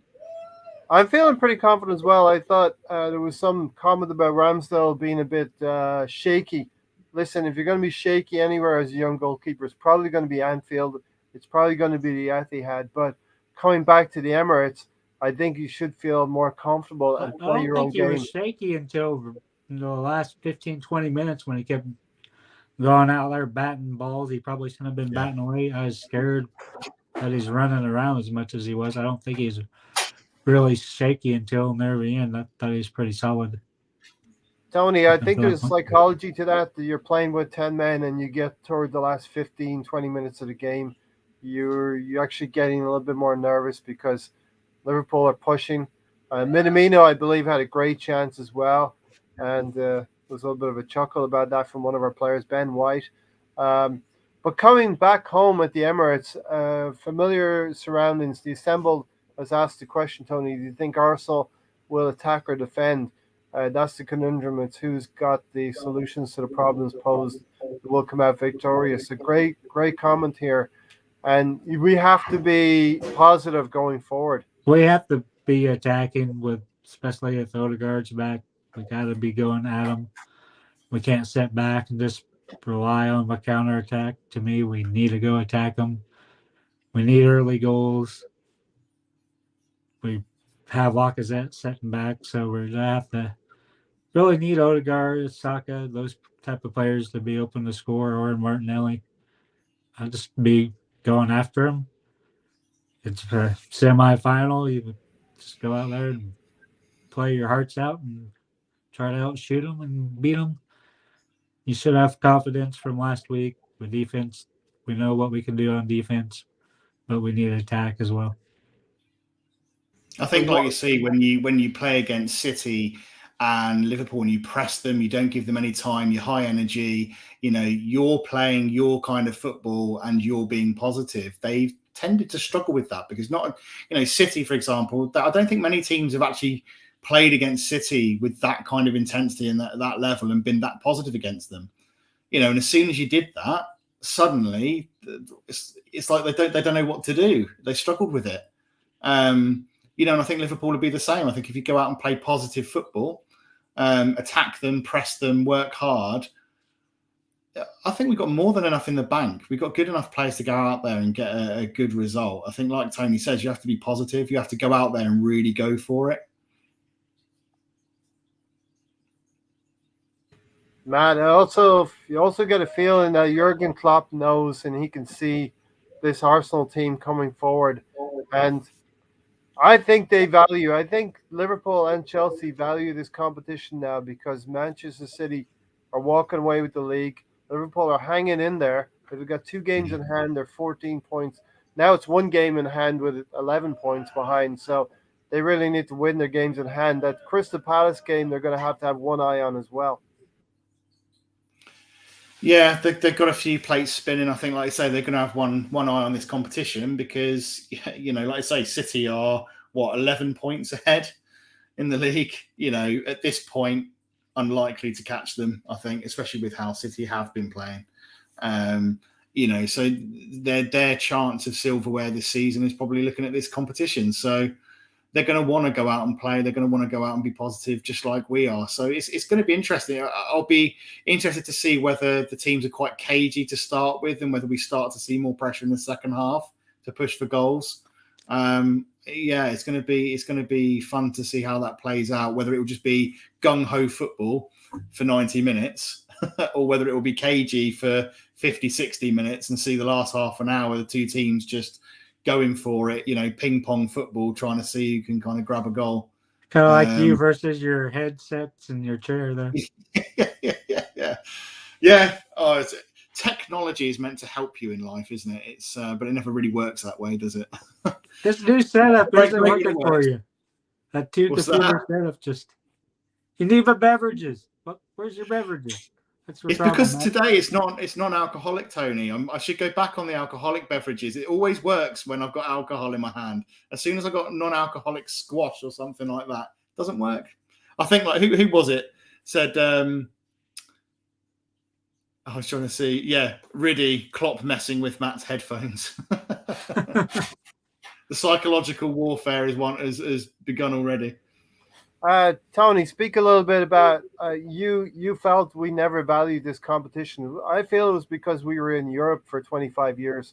Arsene Wenger never valued this competition, but now we're out of the FA Cup. We have this one cup left to go for, and the 20 games and 18 games in the league.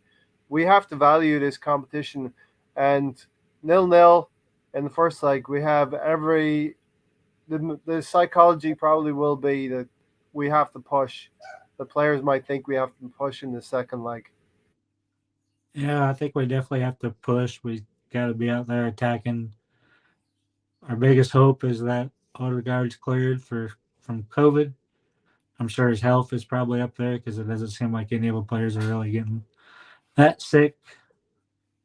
But like I said, I kind of miss us playing just young players, being a second-tier cup. Wenger never valued it. I never really valued it. To me, it's just a place to develop your players. And we haven't had that this season. No Europe. The young players weren't integrated last year of under 23s. This year, they're not either. So you kind of would like to see that. You don't want to see Saka playing every game. But now we're going full tilt for it. So we'll see another full strength squad on Thursday. You may or may not know, but when I started supporting Arsenal in 86, 87, winning this League Cup was the first trophy I won with Arsenal as a supporter. So it's got a special place in my heart. We won it in 87, beating Liverpool, Dave's LFC's chat. So there's a little bit of symmetry there. Did you have other things going on when you're 15, 16, right? Yeah, lots of other things. But Arsenal, it's always there. It's always there. So right here. And then 93. Won your heart when you could have been. As part of a cup double, we won it as well. Dave's LFC chats is here as well. What's your score predictions Thursday? It will suit us if you attack. That's exactly what we're talking about, Dave. If we probably will have to attack, the onus will be on the home side, Matt, which you will. I expect an exciting game, lads. May the best team win. Nothing to fear for Liverpool with the two main men away from the team, Matt, in Mane and Salah. Yeah, I think they struggled a little bit. Obviously, they won today. Was against Brentford, but I think it will be a very open game if we both attack. I agree with him that it will suit them for us to go and attack because it will leave us open a little bit. I think they've got options there to score goals. Definitely, they'll always create. You know, it's I think we just got to go for it. I think we just got to go. This is for both sides. This is probably their one chance of silverware this season. So we just got to go for it. They're going to want to go for it because, like I say, Definitely the league's for not us. really on. So it's going to be a bit of a battle. I think there will be a few goals in it. I think it'll be fairly open. I think both teams will go for it. I think Liverpool could grab a couple. I don't think it'll be quite as tight as it was in the first leg. That was phenomenal, but I'm not sure if we can we do that again? Maybe the chat might disagree. I'm not sure. But I think we'll have a couple of goals. I think with Ramsdale and goal, and I'm so glad that Arteta didn't go with the cop etiquette probably of playing your second choice goalkeeper. I think it was listening to our blog, and they said best time to do it is in the semi-final stage. You can't change goalkeepers for the final, so do it after the quarterfinal. I think it was a good point. Ramsdale definitely helps us moving forward, and I think Ramsdale has that mentality to marshal the 4 players in front of him, and he'll be going in there with the mindset, Tony, of getting a clean sheet and leaving it to the other 6 players ahead of them to get the goals that we need. Yeah, we don't have to worry about the back 5. They're strong. They're our strength. The thing is getting the midfield clicking and getting some goals in. I'd go straight through their throat. To me, this is either to be a 2-1 or 3-2 game, but I think we'll do more to set them out. So I think we can win 2-1. Of course, Matt, the narrative will be Arsenal postponed the game. We did it within the regulations again. I'm setting the stage here. You see, Liverpool have played today. The league is probably their priority. They are going to push City as far as they can. They have to play City. They're hoping to be just 8 points behind when they do play City and try and nip themselves back into the title race, which is going to be very, very difficult. But we do want to see a title race is not going to be finished. We don't want a title race that's finished in January. Let's just say that. No, I think there's still plenty of games left, Ray. You know, I think they've got maybe 14 games left or whatever it is to play. They've got plenty of games left in the season to catch points. It's just whether you can see City dropping 3, 4, 5 games That's over the thing, right? If Liverpool were to win all of their games till the end of the season, would that be enough? That's the question. City have just been it's tight, Ray, isn't it? Because can you see City really dropping many?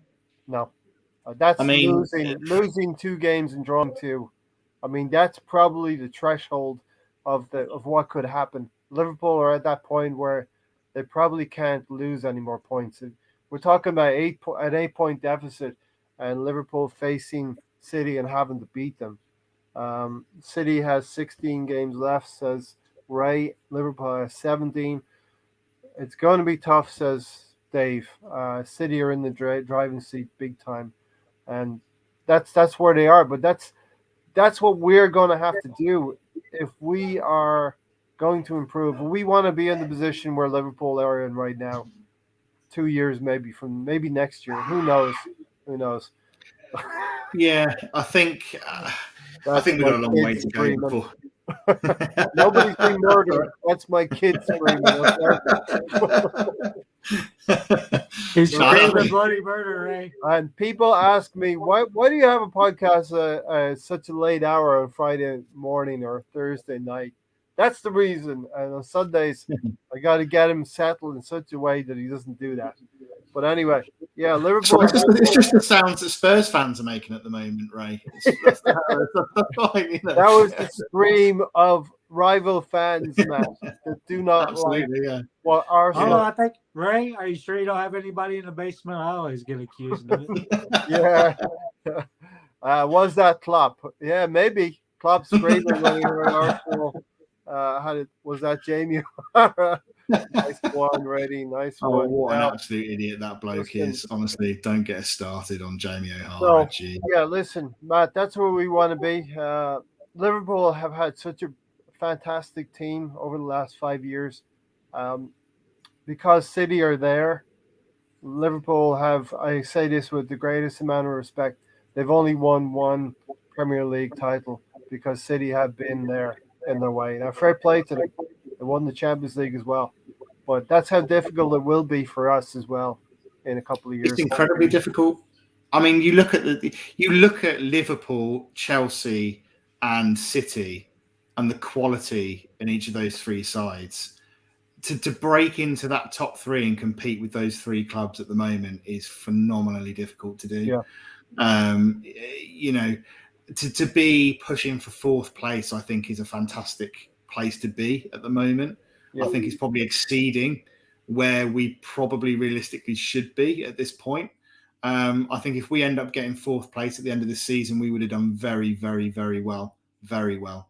I think it's probably going to take us 2 to 3 years at least to get to the point where we could honestly say, right, let's push on and push for that, second, third, maybe compete for actual titles at least, So and you're that's with effective windows as well. I mean, that is getting every transfer decision right, strengthening in the right places, keeping players that we want, making sure that we're keeping them injury free. It's going to be tough. It's going to be tough because they're going to strengthen as well. That's one other thing I wanted to talk to you about, both of you, and because of what we're talking about, how difficult it's going to be. Tony, are we kind of ahead of what the club sort of set out? So listen, Gary's impatient. A lot of he'll say he's impatient, but he understands the process. A lot of Arsenal fans are impatient. Are we ahead of schedule? And does that mean, we maybe didn't figure we could maybe squeak into the top four, but that's the situation we're in right now, Tony. I don't know. Arteta's and Edu's goal last year, they said, was top four. This year, no European football, no distractions. Spend $150 million this summer. I think this is where we should be. We should be in the top four. Are we kind of surprised? Is the club surprised at where we are right now in terms of the development of the squad? I don't think so, because it's the players they scouted out and brought in. It isn't any of the youth players coming up and playing. It's people they handpicked. Arteta hasn't given the whole squad a chance, so to me, we're exceeding expectations. No, to me, we're not, because, like I said, our goal last year. You see, no, you're like, that's your expectations. A lot of fans will say we're Arsenal. We should be where we are. We should be even further ahead. And then other fans will take the realistic point of view, Tony. Yeah, so it's always difficult. To me, it's where we should be, but like you said, other people that see it different. To me, we invested in the right players. We don't have European as a direct distraction. We haven't had severe injuries. Yeah. Knock on wood. To me, it's a good question, Matt, isn't it? It is a good question. I think. Are we ahead of who's schedule, club or fans? Says Ray Anderson. Both, I think. I think realistically, the club probably wouldn't have. They would have set that potentially internally as a target, but realistically, would they probably have thought that we'd be sat there at this point in the season? Probably not. More realistically, maybe kind of top six. Fans, we're impatient. We want everything to happen now. We want Arsenal Football Club to be right back up there challenging for honours as soon as possible. We've waited far too long for that to happen. Let's face it, we've seen a decade really of pretty much mediocrity and not really doing a lot. I mean, we've won FA Cups, which is great, but in terms of competing domestically in the league, we've not really done that. We've kind of bumbled along a little bit. And so we want to see us winning leagues again. I think, to be fair to Arteta, you've had 6 new players, 6 new signings over the summer, to integrate those in one season, and also for them to actually adapt to start gelling cohesively and playing as they are so quickly. I think that's very impressive. I wouldn't have expected that number of players to come into the first team and gel so quickly and put in the performances that they are now within half a season. I think that's a testament to the coaching. Yeah. But we're still a little way off yet. But I think what has been done has been good. I think we're definitely on the up and up. But I think we are ahead of schedule. I certainly wouldn't have said that we would be anywhere near top 4 at this stage of the season. I mean, I think I predicted something like 8th or 9th place finish this season. So if we finish 4th, that's far exceeded my expectations anyway. Yeah. For me, it was 5th to 7th, but I'll definitely will take the upper echelon of 4th place. Lads, are you pulling an all-nighter? We should do that one of these days, Tony, but it's not going to be tonight, that's for sure. Yeah, listen. I know Matt might be fueled up. He already had dinner. What was for dinner tonight, Matt? Yeah, what's for dinner tonight, Matt? He's already had it. It's becoming a regular segment of the show. Oh, it is, yeah. I already had your dinner, really, shouldn't I? I had pork chops. I had Chinese style pork chops. That sounds bone yummy. in or bone out? It was good. No, bone out.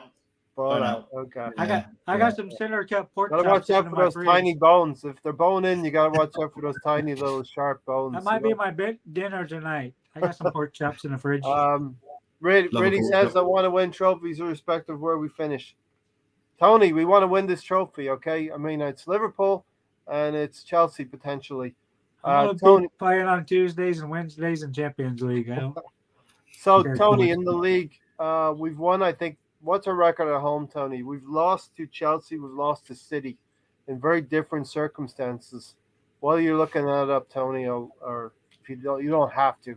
We won probably about 8 or 9 games at home, drawn 1, and lost to City and Chelsea in the league, Matt. So take that criteria and put Liverpool in there. Okay, Liverpool are a City. They are a Chelsea. So it's going to be every bit as difficult. But we're not knocking ourselves out of the conversation. We're as much in this tie as Liverpool is. 100%. I mean, we've been away to Anfield with 10 men for 70 minutes and got a 0-0 draw. So we've just come off the back of City, where we were very unlucky not to get an actual full result there and get 3 points. You know, we can compete when we're at the races, when we want to be, when we're reared up and ready to go, and we're playing positive football, when we're pressing, we're energetic. We can go and beat these teams. We absolutely have the ability there and the players to do it. It's just we've got to be at the races. I mean, and how many times have we said this season you've got to be there for 90 minutes? Yeah. You know, and we're starting to do that now. Which is great. Right. But if we're going to win this game, we're going to have to be at full concentration from minute go to the end of the game, because Liverpool will punish you. And I can't remember who it says in the chat. I think it might have been Steve. It says, it's Dave. I think you got to be clinical. Yeah, take your chances, and that is the Achilles heel of Arsenal. We have built this squad this way from the back up, and we need to add those pieces. Tony, are you ready for your answer, Ray? 9 wins, 1 draw, 2 defeats. Am I right? Nope. 8 wins then. 7 wins, 1 draw, 2 losses. Yep. We're third. We're third in the home form table with 22 points. You got Tottenham right behind us at 22, Chelsea at 20, so Liverpool at 24. So we're doing pretty good overall. Tony, I think Pep Guardiola and City are so far ahead of us and so far ahead maybe of Liverpool and Chelsea that he can hand out plaudits, and he's going to hand out plaudits to Arteta. It's more that you want to look at Klopp and how he views Arteta. I think there's a rivalry starting here now with Liverpool that is going to get juicy. We've been friends with Dave and Jack, but I kind of feel a little bit in this podcast. I thought it'd be a bit more controversial and spicy with the false positives, Tony. But are you just stop inviting them? This is the territory we're stepping to now. We're stepping in with the big boys, and we're starting to mix it a little bit, and I like it. How do you feel about it? I like seeing competitions like that. You want rivalries. You miss that. We haven't had it for a long time. Last time we challenged was when Leicester won the league. We beat them twice. We just didn't do good enough since then. We haven't been competitive enough. So even if it's a cup competition that we're competing against these teams in. It's nice to see. Yeah. Your thoughts on that, Matt? The rivalry is growing. Listen, City are ahead of everyone at this point. We can say they're ahead of Liverpool. Liverpool have to go like breakneck just to keep level with them. But I think a rivalry we can have with Liverpool. If we win our 2 games in hand, we could be right there behind Chelsea, 2 points behind Chelsea, and we meet them in February. I think they're much more attainable. I think there's cracks in Chelsea more than there is in Liverpool. Yeah. But it's the rivalry I like to see. That's what tells you that your team is going in the right direction. Yeah, I mean, do you know what? I grew up when I started watching Arsenal, which was in the early 90s, all the way through that period. It was mainly United. Fergie, we had Pizzagate and all of that stuff. You had that famous game where we had pretty much a brawl, the most appalling refereeing and everything like that. And it was just phenomenal. You had Ian Wright and Peter Schmeichel having a bit of a to and fro every now and again. It was great entertainment. It was great to watch. We love that rivalry. It's what we all love. We want that. We want that in the sport. And we haven't had it for, like Tony says, we haven't had it for years because we just haven't been competitive enough to really have that kind of rivalry anymore because we've lost that. We're not competing at the top end of the table. So, the likes of Liverpool and United, City and United, those kind of rivalries are starting to develop now because those are the guys at the top end of the table. And you can start to see now after that, like I was saying to Tony, I think when you dropped off for a bit, that hug between Mikel Arteta and Jurgen Klopp at the end of that, at the end of the first leg, was the most awkward hug I have ever seen. It was like seeing that family member that you really don't like, and someone's go and hug Auntie so and so, and just like, oh, no, don't really.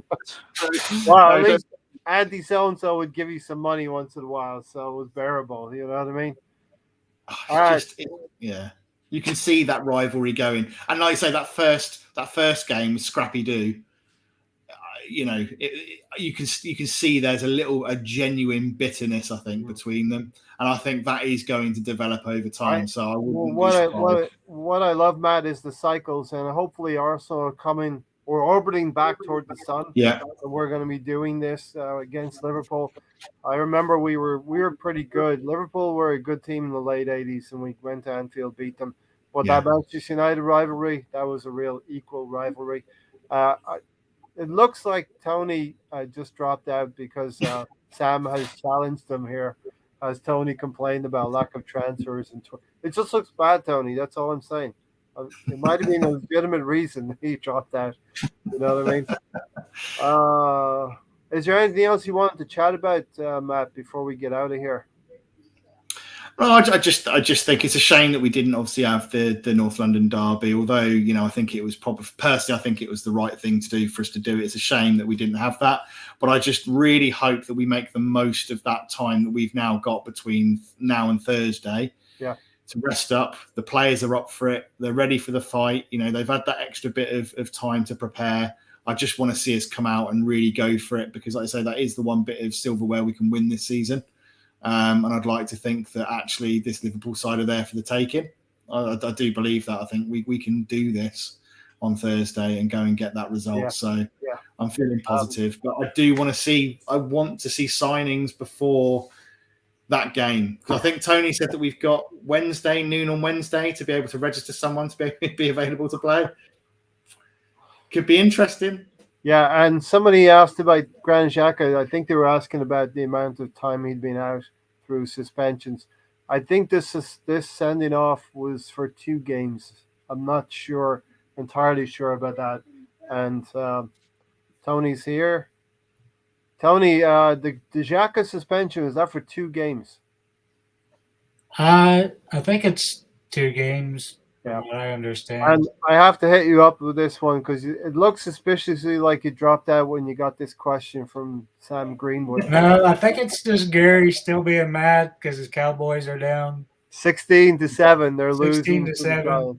He took your stream down, went after Matt's headphones, and now he went after my iPad. So I had to switch to For, the computer. for very different reasons, the 49ers are named the 49ers, and you could have that link to Arsenal. We went 49 unbeaten. But Matt, I will go around the house. Final words, Matt, and thanks for joining tonight. I really enjoyed this podcast. It was a postponed podcast, but the Arsenal fan circle group got together and we're within regulations to postpone it 2 hours. And Yeah, you were not going on 2 hours early. You decided to move the game up. but good chat all the same, right?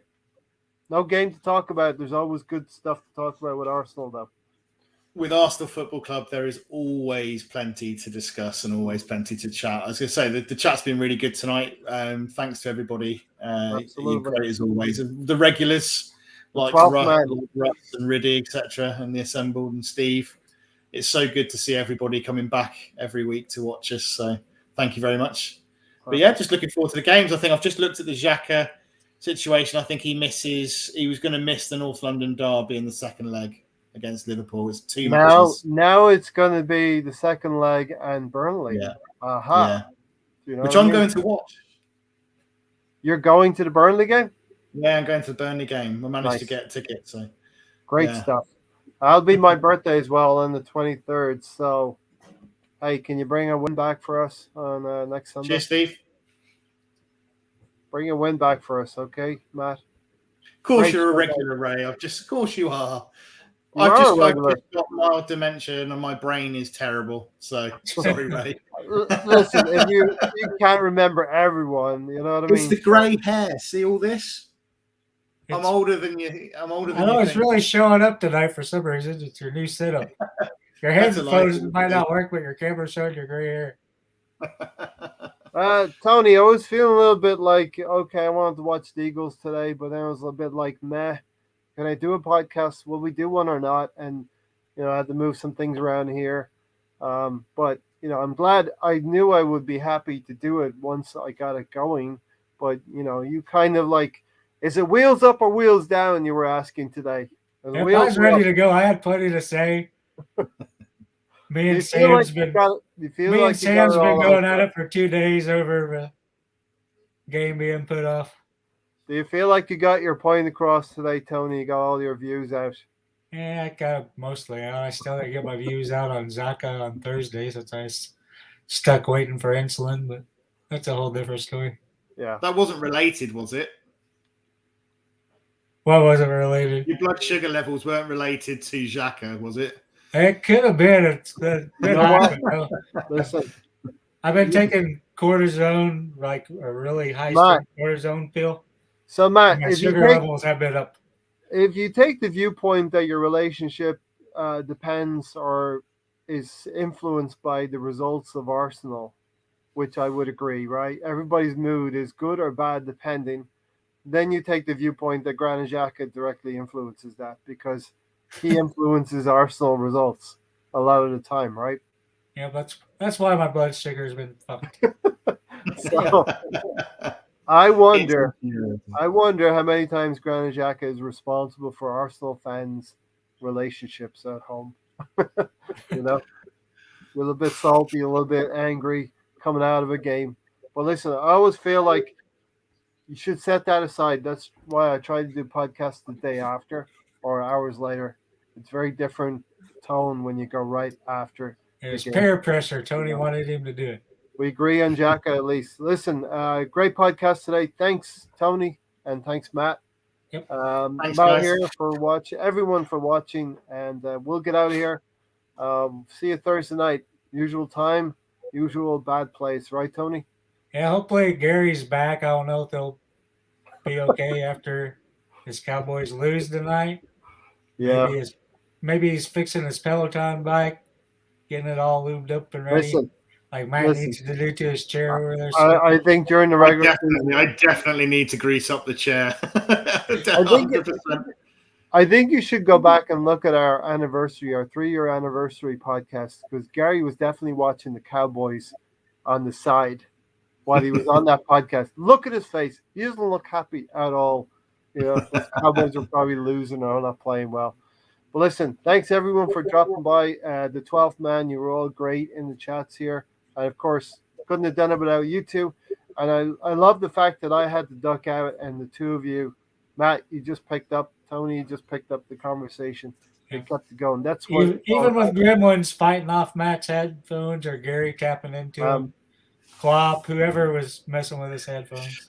So Matt, The you force almost of Klopp was trying to mess around with my technology, but we overcame it. We got it sorted. I had, as someone put in the chat, the chair had me in a headlock for a while, but we got there. We sorted it out. Matt, you were almost kind of hosting there, so you feel like you could host the show one of these days? Yeah, I'd be happy to do that. Yeah, right. I'd be happy to. Tony's itching to do it as well. I don't know if that's a good thing, but we'll definitely. If the chat will have me, I'll be happy to host. I don't know if Ray trusts me with the keys to a castle or not. You can't call it Arsenal fan circle without having everybody have a go. It's like the round. True. We're like knights at the round table here, so it's great to have you. Love it, and yeah, we'll see you Thursday. We'll get out of here. I hope everybody has a. Hopefully Gary's back. We haven't had him as much lately. Safe and happy Sunday. Yeah, Gary, come back. It's okay. It's a safe place. Say good night, Matt. Night, everyone. Enjoy the rest of your evening. Say good night, Tony. Good night, Tony.